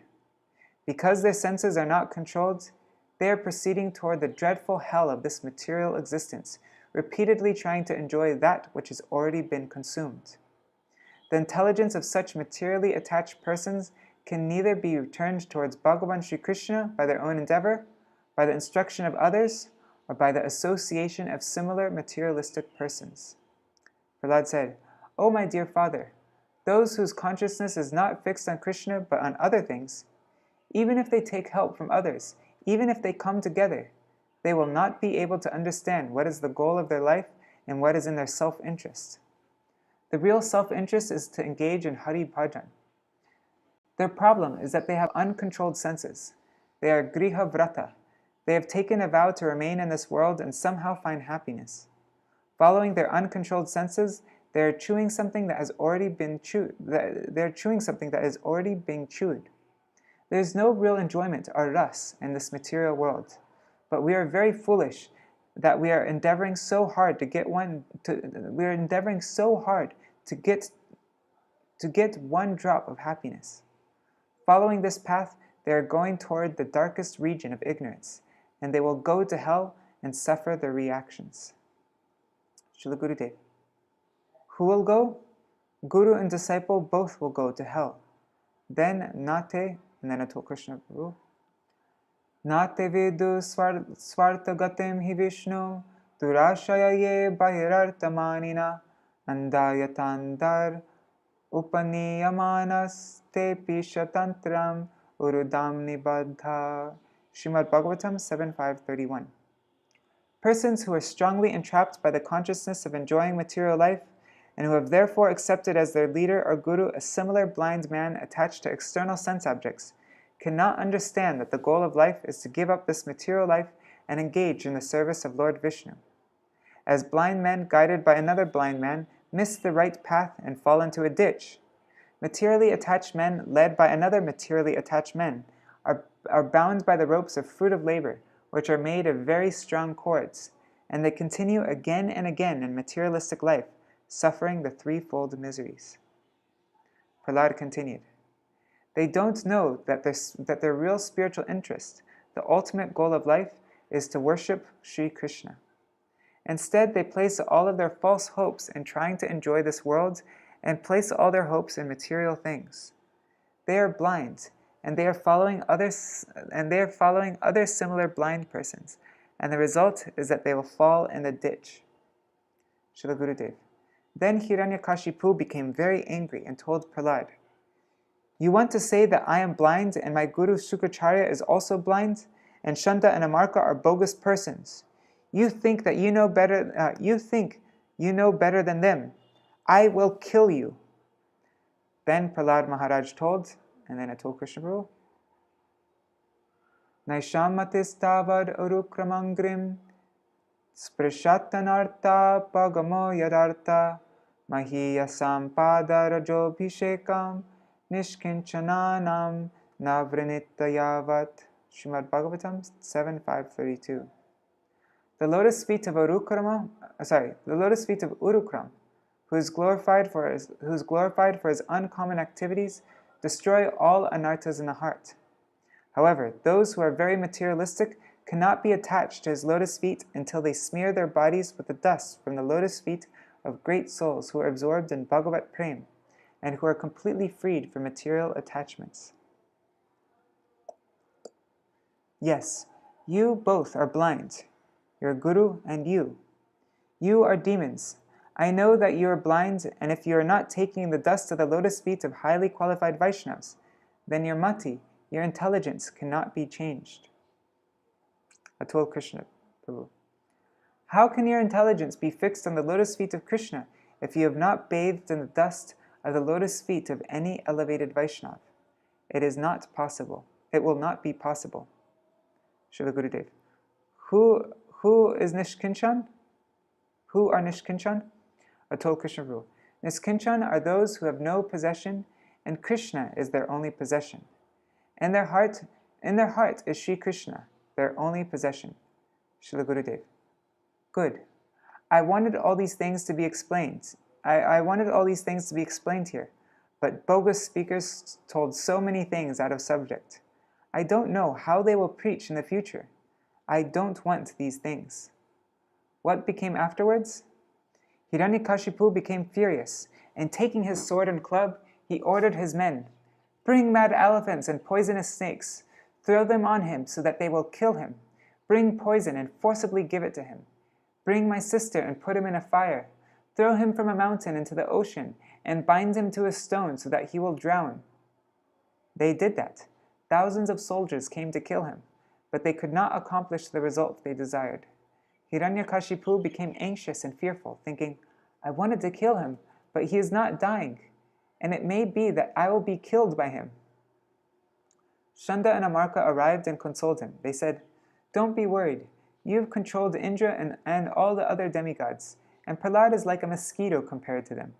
Why are you so anxious? Wait a little. Our father Shukracharya has gone away for meditation. He will return shortly and make Prahlāda a very good boy. Don't worry. They took Prahlāda with them to their school and began again to teach him politics, duplicity, hypocrisy, diplomacy, how to earn money, and how to rule a country, to divide and control. Prahlāda did not say anything in the class. He was simply remembering his Lord Krishna. One day the teachers told Prahlāda, "We are going out for an important job, so for some time you should watch over these boys like a monitor. We will return very soon." With their teachers absent, the boys began to play here and there. Prahlāda requested them, "Don't do so. Please hear. I will tell you something that will make your life happy." Prahlāda Mahārāja then began to tell what the speakers did not touch. Prahlāda Mahārāja then began to tell what the speakers did not touch. I am very worried. My God, Gurudev is really tearing into him. Shamarani Mataji. The children wanted to play and engage in self-realization when they are older. Prahlāda told, "Kumara acharit pragya dharman bhagavatan iha durlabam manusham janma tadatya dhruvamartadam." Prahlāda Mahārāja said, "One who is sufficiently intelligent should use the human form of body from the very beginning of life, in other words, from the tender age of childhood, to practice the activities of devotional service, giving up all other engagements. The human body is most rarely achieved, and although temporary like other bodies, it is meaningful because in human life, one can perform devotional service. Even a slight amount of sincere devotional service can give one complete perfection. We should pursue self-realization from an early age. Suppose if we have 100 years to live, 50 years are wasted in sleeping. Then 10 years are wasted in playing foolishly as a child. 10 years in material educations, 10 years in sense gratification, getting married, having children, etc. 20 years are wasted in old age. So don't pursue economic development or money, as that does not bring happiness." Then Prem Prayojan Prabhu. Kumara acharit pragyo dharmam bhagavatan niha durlabam manusham janma tadapya dhruvamartadam. Actually, this time, 2003, he was still Aranya Maharaj. Anyways, Prahlāda is telling his friends, this human form of life is very rarely achieved after many millions of lifetimes. Srila Gurudev. You should think that Prahlāda Mahārāja is instructing you all and try to follow all these instructions in your life. Then you should help others. If you are not following, if you are not following yourself, how can you teach others? Aranya Maharaj. The human form of life is also temporary like other births, but this human birth is arthadam. It has the power to give something the other births cannot give. Dharman bhagavata iha. Dharman bhagavatan iha. In the human form of life, one can engage in Bhagavat Dharma, Prem Dharma, loving devotional service to Krishna. This is done from the very beginning from your life. As one grows older, one collects samskar, which will be obstacles to perform bhajan at an older age. There will be deep attachment to family and household positions. Did I say positions? I meant to say possessions. Srila Gurudev. Tat prayasa na kartavyo. Aranya Maharaj. Tat prayasa na kartavyo yata ayurvyaya param na tata vindate kshemam mukunda charanam bhujam. Srimad Bhagavatam 7.6.4. Endeavors merely for sense gratification or material happiness through economic development are not to be performed, for they result only in a loss of time and energy, with no actual profit. If one's endeavors are directed toward Krishna consciousness, one can surely attain the spiritual platform of self-realization. There is no such benefit from engaging oneself in economic development. Just as distress comes without any endeavor, happiness also comes without endeavor. If you are working hard in this world to attain material happiness, it is a waste of time because all will come according to karma. So don't waste your time in this. Srila Gurudev: have you explained about 100 years? You should tell that.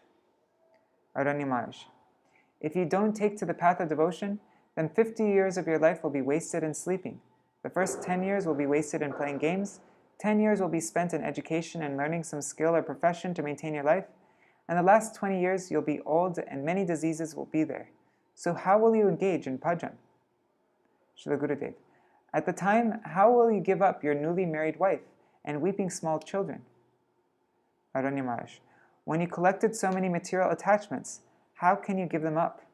Even if you tried to give them up, it will come in your mind again and again. Srila Gurudev: if your father is so old, how can you give him up?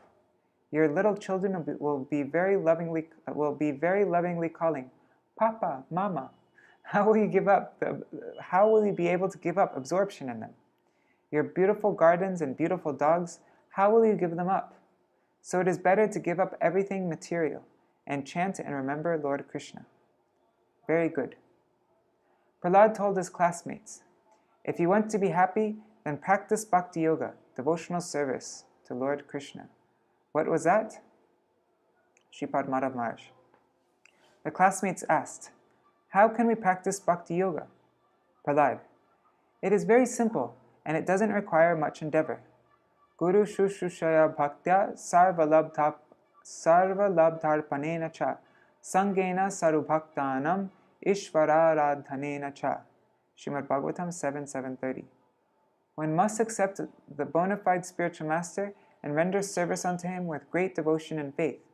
Whatever one has in one's possession should be offered to the spiritual master, and in the association of saintly persons and devotees, one should worship the Lord. You have to serve your spiritual master with shrushaya bhakti, just like it has been mentioned in the scriptures, Shvetashvatar Upanishad 6:23. Yasya devi para bhakti yata deve tata guru tasyaite katita hyarta prakashante mahatmana. Srimad Bhagavatam 11:237. Wait. Yeah, that's not a Srimad Bhagavatam verse, is it? Anyways, the conclusive essence of the Shrutis is only revealed to those great souls who have para bhakti unto Sri Bhagavan and who have an equal amount of bhakti for Sri Gurudev. The amount of para bhakti one has towards Bhagavan should be the same towards Sri Gurudev. Gurudev is not immortal. Then surely the meanings and essence of scriptures will come in the heart. Shanda and Amarka are not bona fide gurus, nor is their father Shukracharya, because they are absorbed in material things. Guru is not attached to material things. He is expert in all the scriptures, and he is a realized soul. If you go and serve him, then very easily you can understand. Whatever you have, you should offer at the feet of Gurudev. You should engage with the Vaishnavas as per the 6 exchanges as mentioned by Srila Rupa Gosvāmī. Srila Gurudev, the students asked, Prahlāda, you are always attending this school of Shanda and Amarka, so where did you learn this philosophy? Shripad Madhav Maharaj. Prahlāda Maharaj replied, I never learned anything from these bogus gurus. My guru is Sri Narad Rishi. When I was in my mother's womb, I learned all this philosophy from Sri Narad. Srila Gurudev. Prahlāda asked, are you convinced? The children replied, oh yes, we are convinced. We are all convinced. Then come with me and perform Sankirtan, the congregational chanting of the Lord's holy names. He then began Sankirtan. Shri Krishna Gopala Hare Mukunda Govinda He Nanda Kishora Krishna Shri Yashoda Tanaya Prasiddha Shri Vallabhi Jivana Radhikesha Govinda Jaya Jaya Gopala Jaya Jaya Radha Ramana Hari Govinda Jaya Jaya Hare Krishna Krishna Krishna Hare Hare Hare Ram Ram Ram Hare Hare. The devotees present also began kirtan, but they were stopped by the loud voice of Shripad Ashramaraj. They were stopped by the loud voice of Shripad Ashramaraj acting as Hiranyakashipu, who was in turn ripped open by Shripad Mahibharat Das. acting as Lord Nrsimhadeva in that 2-minute drama. I remember that. Thank you for this good demonstration. In a moment, Lord Nrsimhadeva pulled Hiranyakashipu's intestines out, put them around his neck, and began to roar. His mane began to fly in the air and made it seem as though the whole world would be finished. He was so furious that Lord Brahma, Lord Shankar, Sri Lakshmi Devi, and all other great personalities who arrived to watch the scene thought, "Oh, he will destroy the whole universe." They requested Lord Brahma, "You are his son, you should go to pacify him." Fearful, Lord Brahma objected, this time I cannot go. This time I cannot go. The demigods then requested Lord Shankar to pacify him, but he said, "I cannot go." After they asked Lakshmi Devi, "Lakshmi Devi, you are always serving and massaging him in the spiritual world. Please go and pacify him." She replied, "Today I cannot go." Brahma and others then requested Prahlāda, "You can do it. You should go." Hearing this, Prahlāda very boldly and with no fear at all jumped onto the lap of Lord Nrsimhadeva. Seeing Prahlāda, Lord Nrsimhadeva began to weep bitterly, with many tears flowing from his lotus eyes.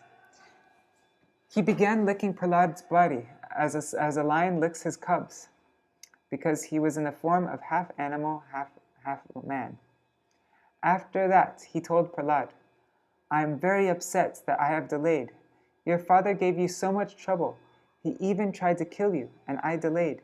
Excuse me for this delay, and take any benediction you like." Prahlāda Mahārāja replied, "I am not a business person. I don't want to beg anything or take any boon in exchange for my service to you." Prahlāda, "You must ask a boon, because your seeing me must not go in vain. You must ask any boon. So please tell me, otherwise I will not be pleased." Prahlāda said, "Please excuse my father and liberate him. It has been done." "How has it been done?" 21 generations of an Uttama Adhikari, topmost Vaishnava, will be liberated, even if the generations of family members are not devotees. For one who are Madhyam Adhikari, second-class devotees, their fathers and mothers of 14 generations will be liberated. If one is even a Kanishta, a neophyte devotee, but sincerely chanting and remembering Krishna, then 7 generations will be easily liberated. Your father is in the first generation, therefore he will surely be liberated. Now ask for any other benediction." Prahlāda said, "If you want to give me a benediction, grant me that I should live in this world for many years, suffering everyone's problems which they have received due to the reactions of their sinful activities, and their pain of the endless chain of birth and death, so that all will be liberated from top to bottom." "How can this be?" Lord Nrsimhadeva asked. Sri Prahlāda said, "You can do this very easily, because you can come for your devotees. All the living beings are part and parcel of you, and they are your eternal servants. So I know that you can certainly liberate them." Lord Nrsimhadeva then said, "If anyone hears, remembers, or tells others about our pastimes, they will certainly be liberated. They will be liberated gradually, first taking shelter of Sri Gurudev by instruction and initiation." Sri Prahlāda Mahārāja never asked for salvation or Sayuja Mukti, the impersonal liberation of merging onto the Supreme Lord's effulgence. He rejected everything material, and therefore he is a high-class Parama Bhagavat, a great devotee. Nrsimhadeva told him, "You will be the ideal example. People will say, 'Always be a great devotee like Prahlāda Mahārāja.' He is a devotee like Prahlāda Mahārāja. When the subject of bhakti, pure devotional service comes, people will say, 'Oh, Prahlāda Mahārāja was a Maha Bhagavat, a pure devotee. So many problems in life came, but he tolerated them all. He never cursed his father or replied in harsh words.' We should try to realize these truths and try to practice bhakti yoga like Prahlāda Mahārāja. I wanted the speakers to elaborately discuss this today in class. I am very worried. I am disappointed. This subject should be dealt with, giving up others. This subject should be dealt with, giving up others. In the future, you should be careful about this. I wanted to glorify Prahlāda Mahārāja, but so many other subjects entered. Then there's a kirtan, and then my Gurudev says, why did Lord Nrsimhadeva appear from a pillar? He did so to make the words of his devotee true. Before being killed, Hiranyakashipu had asked Prahlāda,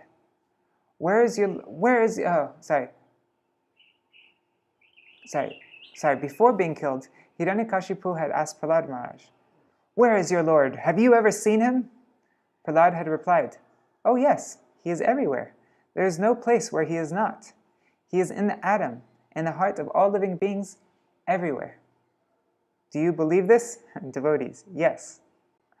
Then know that Lord Krishna is watching you, everywhere and in all circumstances. If you are stealing anything or doing any nonsense, others may not realize what you are doing, but he knows. He is everywhere. Then Hiranyakashipu said, is he in this pillar? Prahlāda replied, certainly. Hiranyakashipu then picked up his club, and with his fist he crushed the pillar. A loud roaring sound at once came from the pillar. Then Ashram Raj roars. Rah! Frightened, Hiranyakashipu began looking around to see, from where is this sound coming?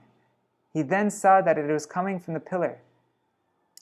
Satyam vidatum nijabhrutta bhashitam vyaptim cha bhutesh vakileshu chatmana adrishyatat yadbhuta rupam udvahan stambe sabhayam namrgam manusham. Srimad Bhagavatam 7.8.17. To prove that the statement of his servant Prahlāda Mahārāja was substantial.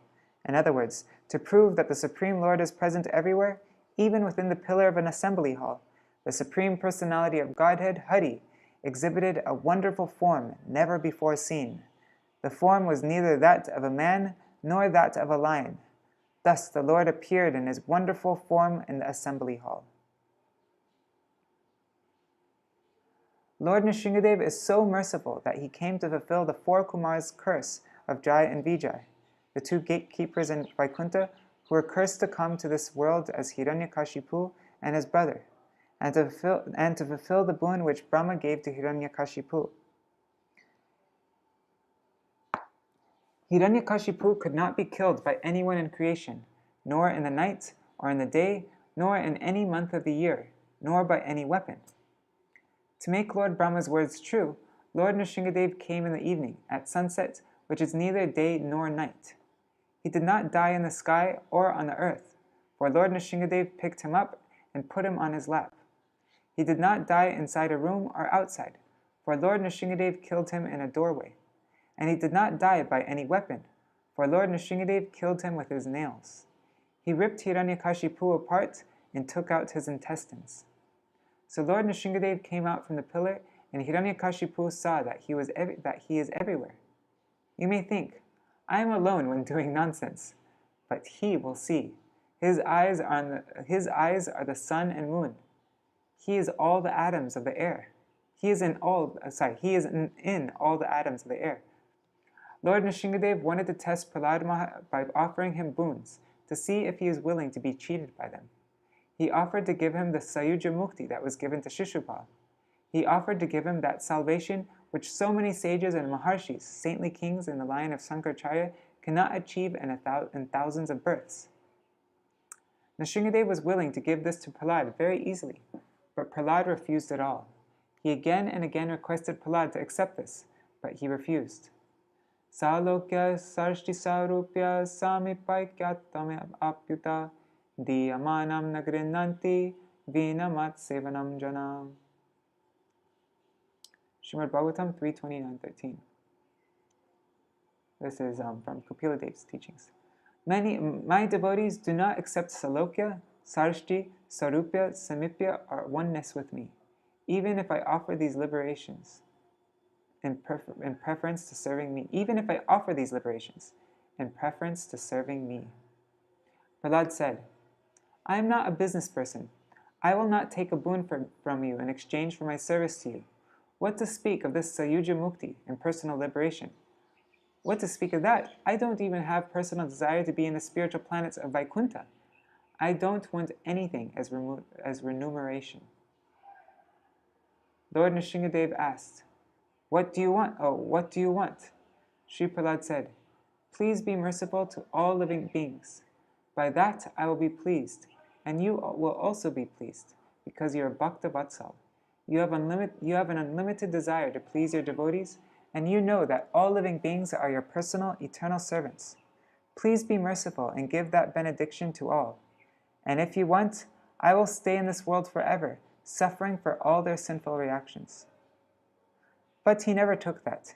He also said, "Nata yoni sahasreshu yeshu vrajamyaham teshu teshvachuta bhaktir achutastu sadatvai." Sri Vishnu Puran 120:38.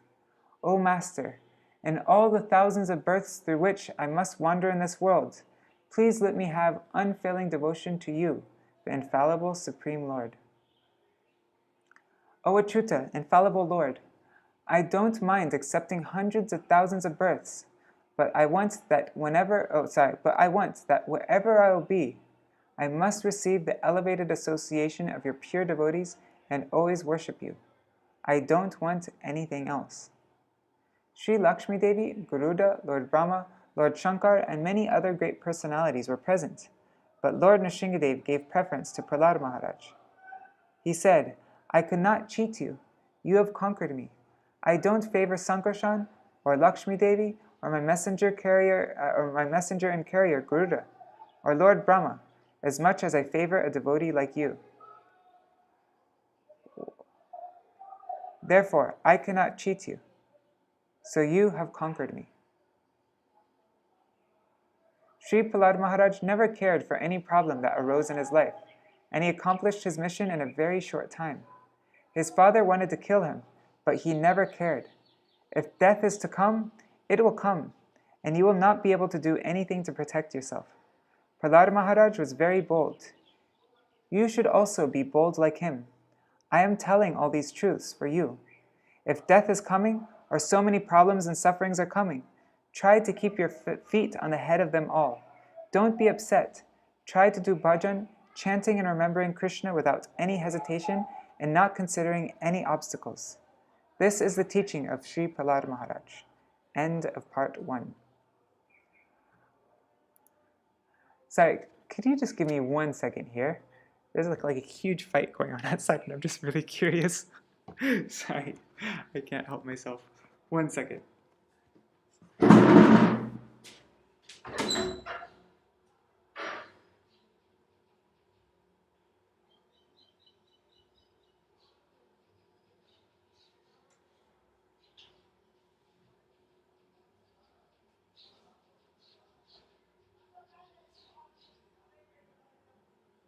Anyhow, can't really see from my room, but yeah, it's screaming like crazy. Alright, so should we do this last part? My god, I'm starting to get tired. Let me see if anybody's still there. Oh wow, people are still there. Oh, Manjari's still there. I thought you had to go. Okay.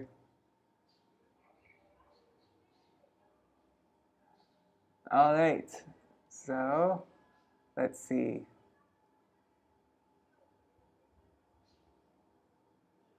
Oh my god. Did I do it? I'm starting to get a little tired actually. Oh, let's just do it. I'll do it. This isn't way too long. This is shorter than what we just read. Then we'll have read everything on Pure Bhakti. And then in the evening time we can read from other acharyas. Like there's something from Śrīla Bhaktivedānta Gosvāmī Maharaj, and we'll find other things. Okay, so Śrī Prahlāda Mahārāja, confidential facts. This is also given in Badger on May 14th, 2003 evening. So this is part 2 on the subject of Śrī Prahlāda Mahārāja. Prahlāda and Bali Maharaj.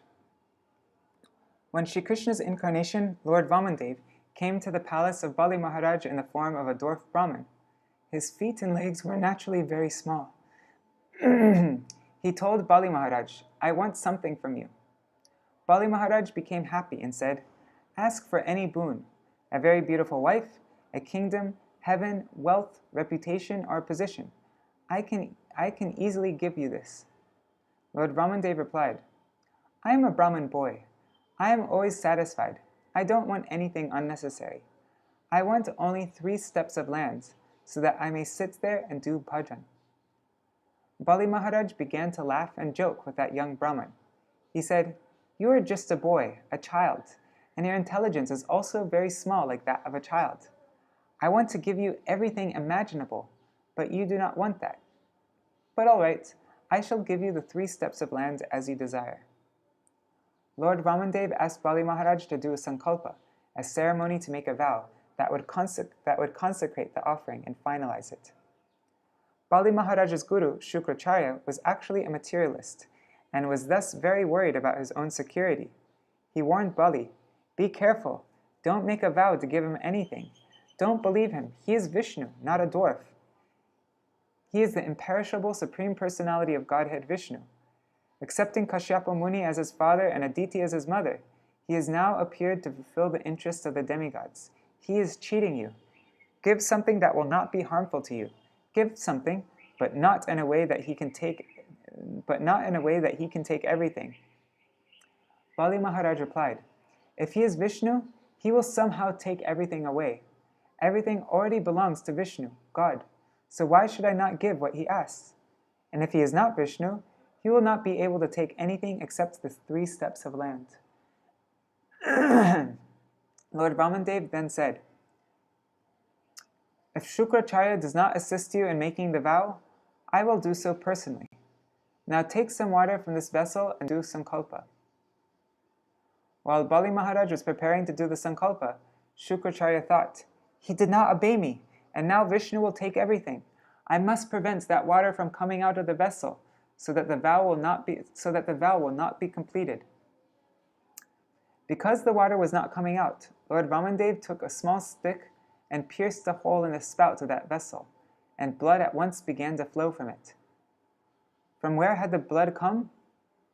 Shukracharya was a powerful mystic yogi. He had made himself become very small and had entered the vessel to stop the water from pouring from the spout, and now he had become blind in one eye. Of course, because he always had one eye on worldly things and not on transcendental truths, he was actually blind in one eye, even before this incident. Persons who create problems for those who are coming to do bhajan and to accept a guru are blind in one eye. So don't give any such problems to your husband, children, wife, friends, or anyone else. If any associate of yours wants to do bhajan, tell them that they are doing very well and say, I bless you, I will help you. If your husband or wife is trying to do bhajan, don't stop him or her. If you do so, you will become blind in one eye. After the vow was completed, clever Lord Vamandev at once became so tall that his body extended from the earth to the sky. By this, God, my throat's got stuck. By this pastime, he became also known as Trivikram, for he took 3 giant steps. His first step encompassed the entire lower half of the universe, and his second step covered the upper half. Now it seems that there was nothing remaining for Bali Maharaj to give. Vamandev asked, Where should I put my third step? Shri Vamandev was very clever, and Bali Maharaj was also clever. Bali replied, I am fully surrendering to you. Please take my body. Place your foot on my head. He did Atma Nivedan, full surrender of the body, words, mind, and heart. But what was the result? Vamandev arrested him and bound him with the ropes of Varuna. There was a great roar of lamentation in all directions, but Bali Maharaj was nonetheless fixed in determination to serve and love the Lord. It appeared that Lord Vamandev was punishing Bali Maharaj, especially when he ordered that Bali would now have to go to the lower planetary system to reside. Bali would lose his usurped kingdom. But it was not an ordinary hellish planet to which the Lord sent Bali. This planet had been created for Bali by the Lord's own desire, and it was more opulent than any heaven. He even had the famous demigod architect Vishwakarma build Bali Maharaj a palace that was far more opulent than that of the King of Heaven. Śrī Prahlāda Mahārāja at once arrived, along with Lord Brahma, and asked Vāmandev, "What are you doing, Lord? He has given you everything, and you are binding him?" This was an indirect glorification. Tears came in the eyes of Prahlāda Mahārāja out of ecstatic affection for the Lord, and he also had great affection for Bali Mahārāja.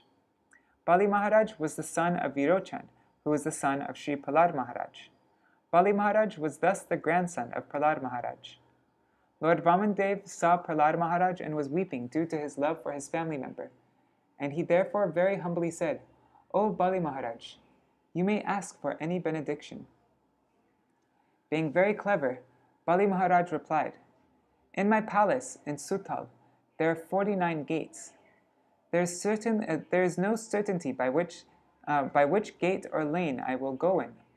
There is no certainty by which gate or lane I will go out or in. I request the benediction that you stand at the gate of whatever lane I pass, all the time, day and night." Thus he made Sri Vāmandev the gatekeeper, and Vāmandev, Vishnu, happily accepted this. Why did Vāmandev give this benediction to Bali Mahārāja? It was because of the Lord's affection for Prahlāda Mahārāja.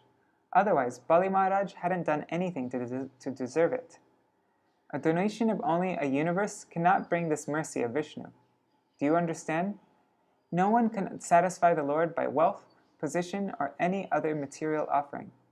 Vāmandev gave the boon to be always present in Bali Mahārāja's palace due to Prahlāda Mahārāja. He told Prahlāda, "Always remain there in Sutal and be happy with your relatives there, and I will also always be here." Prahlāda and Banasura. Have you heard of King Banasura? He was a devotee of Lord Shiva, and he had thousands of arms. Aniruddha, the grandson of Lord Krishna, was in love with Banasura's daughter, Usha. Aniruddha secretly went to Banasura's palace to stealthily meet with her. Banasura found out and wanted him arrested. Aniruddha fought to protect himself, but he was finally defeated and arrested by Banasura and his army.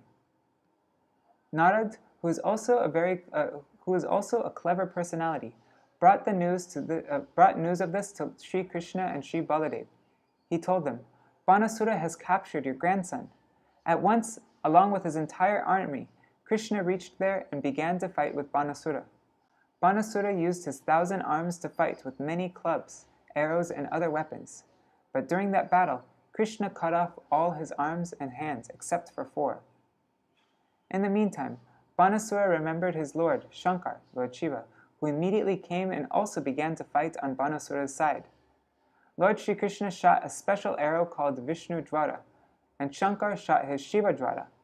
Shankar was defeated and then remembered Parvati, who came to that spot. There was a demigoddess named Kotara, who was worshipped by Banasura, and the relationship was as mother and son. Mother Kotara was upset that Banasura's life was in danger, so she appeared on the scene. With naked body and scattered hair, she stood before Lord Krishna. Sri Krishna did not like to see the sight of this naked woman, and to avoid seeing her, he turned his face. Seeing this demigoddess as a manifestation of the power of Shankar, we see this demigoddess as a manifestation of the power of Shankar, Parvati Devi. Krishna then stopped his fighting and said, "O Shankar, O Parvati, what do you want?" They requested, "We want that he be spared. Please don't kill him." Krishna then said, "All right, I will bless him that he will be loyal to you, and he will properly worship you." Why was this all enacted by the Lord? The reason is that Banasura was also in the dynasty of Śrī Prahlāda Mahārāja. Ultimately, Krishna did not favor Banasura because of Shankar or Parvati, nor for any reason other than Prahlāda Mahārāja. Prahlāda and Ravan. While Lord Vishnu was in the palace of Bali Mahārāja, as the gatekeeper of his entire palace, Ravan came to conquer the world. Conquering almost everywhere, he arrived in Sutala and wanted to fight with Bali Mahārāja. He knew that Bali Mahārāja was a very strong personality, and so he desired to defeat him. However, When Lord Vishnu saw Ravan coming, he simply kicked him with his toe, and at once Ravan flew very far away to Lanka. Why did he do this? It was because Ravan would have otherwise disturbed Prahlāda Mahārāja and his grandson Bali Mahārāja. He threw Ravan from there because of affection for Prahlāda Mahārāja. Prahlāda and Durvasa Muni. The Puranas relate still another history. Dwarka was once invaded by a demon named Kush, and its residents became afraid. The demon wanted to kill all the inhabitants of Dwarka, who thus began to weep. They begged the sage and powerful yogi Durvasa Muni, "Please go, like the wind, and find our Lord. You must know where he is. Please ask him to come at once and save us." Durvasa went to Sutala and prayed to Lord Vishnu. "The demon Kush has invaded Dwarka and is about to kill all your citizens. Please come and save them." Lord Vishnu told him, "Aham bhakta paradhino hyasvatantra ivadvija sadhu bir grasta hridayo bhakter bhakta janapriya." Srimad Bhagavatam 9.463. Sri Bhagavan said to Durvasa Muni, "I am completely under the control of my devotees. Indeed, I am not at all independent. Because my devotees are completely devoid of material desires, I sit only within the core of their hearts. What to speak of my devotee? Even those who are devotees of my devotee are very dear to me. I am not independent of my devotees. I am under their control. If you like, you can pray to Bali Mahārāja. If he orders me to go, then I can go. Otherwise, I cannot." Oh, I've never heard this story before.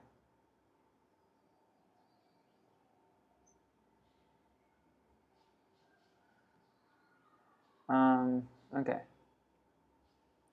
Durvasa then approached Bali Mahārāja and said, "O Bali Mahārāja, please allow Lord Vishnu to go with me to save the residents of Dwarka. Otherwise, they will all die." Bali Mahārāja replied, "You are capable of performing great tasks, and you know everything. You should know that it is not for me to say whether this clever and tricky personality should go or not. Lord Brahma and Lord Shankar always offer obeisances to his lotus feet. How can I order him to go? It is not so easy to order the Lord to do something. I do not know what will happen to the residents of Dwarka, but I will not order him to go. I cannot allow it." Bali Mahārāja did not want the Lord to leave him. He knew that the Lord can do anything by his inconceivable power. Thus the Lord can stay in Sutal, and at the same time he can go to Dwarka and save the devotees there. Why did Bali Mahārāja have such power? It is because Prahlāda Mahārāja was there. What an exalted devotee Prahlāda Mahārāja is. Prahlāda, the preacher. You may know that Prahlāda Mahārāja accepted the kingdom of the world from Lord Nrsimha-deva. He never accepted the boon of Vaikuntha, salvation, and so on, but he accepted the kingdom of the world. Why? He thought, in this way I may easily preach devotion to the Lord everywhere. So if you have money, there is no harm in that. Use it in the service of Lord Sri Krishna to preach bhakti everywhere. Then Krishna will be happy, all the devotees will be happy, Bhakti Devi will be happy, and you will also be happy. Prahlāda the warrior. Prahlāda Mahārāja once visited Naimisharanya, and there he saw a sage with matted locks. There he saw a sage with matted locks who had with him a bow and arrows and a sword. It is the duty of the Vedic king to maintain the proper religious and social system of Varnashram Dharma, and therefore Prahlāda asked him, "Why do you have weapons? You wear garments of a renunciate performing austerities, and at the same time you have a sword and bow and arrows. Why? Well, why? I cannot allow you to do so. Either be a sage or a kshatriya warrior. If you don't agree to follow my instruction, if you like, you can fight with me and try to defeat me, but I will not allow you to do this." That person said, "I accept your challenge," and he became ready to fight. They were fighting for one day, 2 days, 3 days, 4 days, and Prahlāda Mahārāja could not defeat him. He began to wonder, who is he? Why am I not able to defeat him? He then entered a trance of meditation. In that meditation, he at once saw that the same garland he had made with his own hands and given that morning to his deity of Lord Nrsimhadeva was on the neck of the person he was fighting.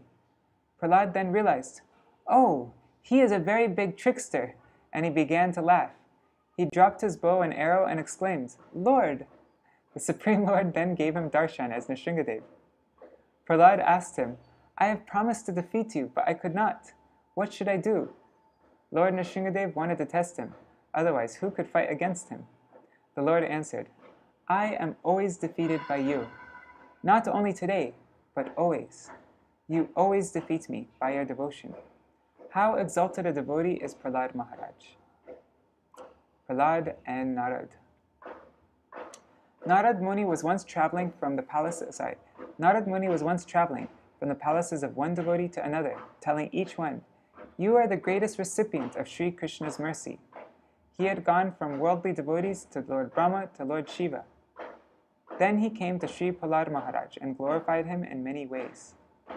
In another instance, Sri Narad Muni prayed to Lord Vishnu, "I once received a curse from Daksha, who told me, 'You will not be able to stay anywhere for more than a moment, for as long as it takes to milk a cow.'" Jara, old age personified, had previously come to Narad and told him, "I want to marry you." He at once fled on his way to Goloka Vrindavan, and Jara also cursed him in the same way. Now Narad begged Lord Vishnu, "I don't care about these curses. I want to remain always in Sutal and serve you there. Why did this incident take place?" Prahlāda Mahārāja is there, and due to this, Lord Vishnu always remains there. Prahlāda and Śrīla Saraswati Thakur Prabhupada. We're almost at the end. There are so many more teachings and glorifications of Sri Prahlāda Mahārāja, and that is why Śrīla Bhaktivedānta Saraswati Thakur Prabhupada said that everyone should read about the life of Prahlāda Mahārāja at least 108 times. He personally also gave at least 108 lectures about Prahlāda. If you really want to be happy, don't try to gallop over Prahlāda Mahārāja to be in Vrindavan. Don't be mad for Gopi Prem. First be like Prahlāda Mahārāja. Gradually be like Hanuman, and then the Pandavas, then Uddhav, and then any servant of the Gopas and Gopis. You cannot attain Gopi Prem before doing this. Try to follow all the instructions of Prahlāda. Shravanam Kirtanam Vishnu, Smaranam Padasevanam, Archanam Vandanam Dasyam, Sakyam Atmanivedanam, Srimad Bhagavatam 7.5.23. Prahlāda Mahārāja said, "Hearing and chanting about the transcendental holy name, form, qualities, paraphernalia, and pastimes of Lord Vishnu, remembering them, serving the lotus feet of the Lord, offering the Lord respectful worship with 16 types of paraphernalia, offering prayers to the Lord, becoming his servant, considering the Lord one's best friend, and surrendering everything unto him," in other words, serving him with the body, mind, and words. These 9 processes are accepted as pure devotional service. Try to follow Prahlāda, and also follow your Guru. Don't disobey him. Always perform Vishrambhena Guru Seva, intimate service to Gurudev. Follow all the instructions of the Gosvāmis, and be happy forever. My benediction to you. Today, I will pray to Lord Krishna and Lord Nrsimhadeva for you all. Now we will see a drama about Lord Nrsimhadeva. It must be completed before dark.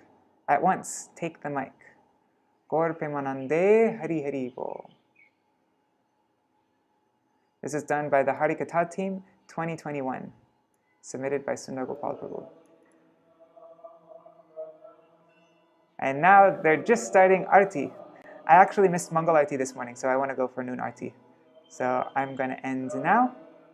Jai Shri Nrsimhadeva. Yeah, and we can't live more than 108 Rup Manjari. Oops. We can't live 108 years, so we have to do it more than once a year. That's true. Yeah. Very true. Well, better. Yeah, I don't know. All right, I'm going to go right now. I don't want to miss Arti. Dandavat pranams. Thank you so much for sticking with me for, wow, that was 2.5 hours. All right, I'll do a quick Jaidvani. Haribol Nitya Shuddha Didi, Haribol. And Madhavi Didi, Dandavat pranams. Jai Shri Guru Gauranga Gandharvika Giridhari Shri Radha Vinod Vihari Ju ki Jai. Shri Govana Gopinath Maran Mohan Ju ki Jai. Nitila Pravishya Mishripad Ashtara Shatashma Chila Bhaktivedānta Nārāyaṇa Gosvāmī Mahārāja Shila Gurudeva ki Jai. Nitila Pravishya Mishripad Ashtara Shatashma Chila Bhaktivedānta Vaman Gosvāmī Mahārāja ki Jai.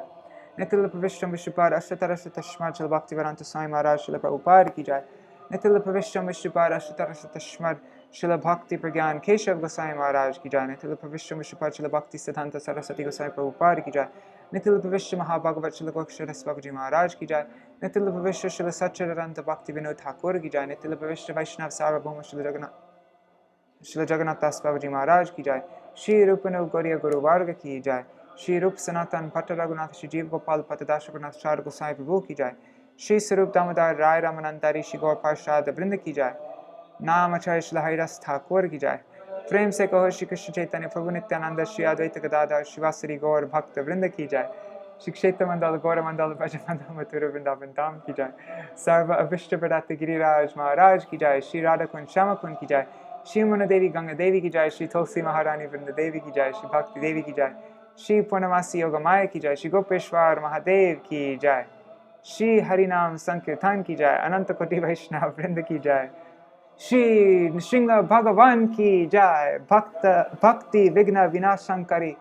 Shri Nṛsimha-deva ki Jai. Bhakta Pravar Bhakta Raj. Śrī Prahlāda Mahārāja ki Jai. Shri Lakshmi Nṛsimha-deva ki Jai. Shri Harinam Sankirtan ki Jai. Grantaraj Śrīmad Bhagavatam ki Jai. Shri Hiranyakashipu Udharan Lila ki Jai. Shri Harinam Sankirtan ki Jai. Ananta Koti Vaishnava Vrinda ki Jai. Samagata Gaur Bhakta Vrinda ki Jai. Shri Nitai Gaur Premanande Hari Hari Vo Vrindai Tulsi Devai Priyai Keshavascha Krishna Bhakti Pradadevi Satyavatai Namo Namaha Vancha Kalpatarubhyascha Kripa Sindhubhya Vacha Patitanam Pavanebhyo Vaishnavebhyo Namo Namaha. I like your comments, Rup Manjari. Haribol. Alright, so if there isn't a crazy tufan tonight, then I will sing this really awesome song by Śrīla Bhaktivinoda Thakur, and we could also read something by other acharyas like Śrīla Bhaktivedānta Goswami Maharaj. Rup Manjari sent me something, and other acharyas also. I'll just see what I can find on the internet. Alright, Jai Shri Nṛsimha-deva, Haribol. Dandavat pranams Madhavi Didi and Haribol.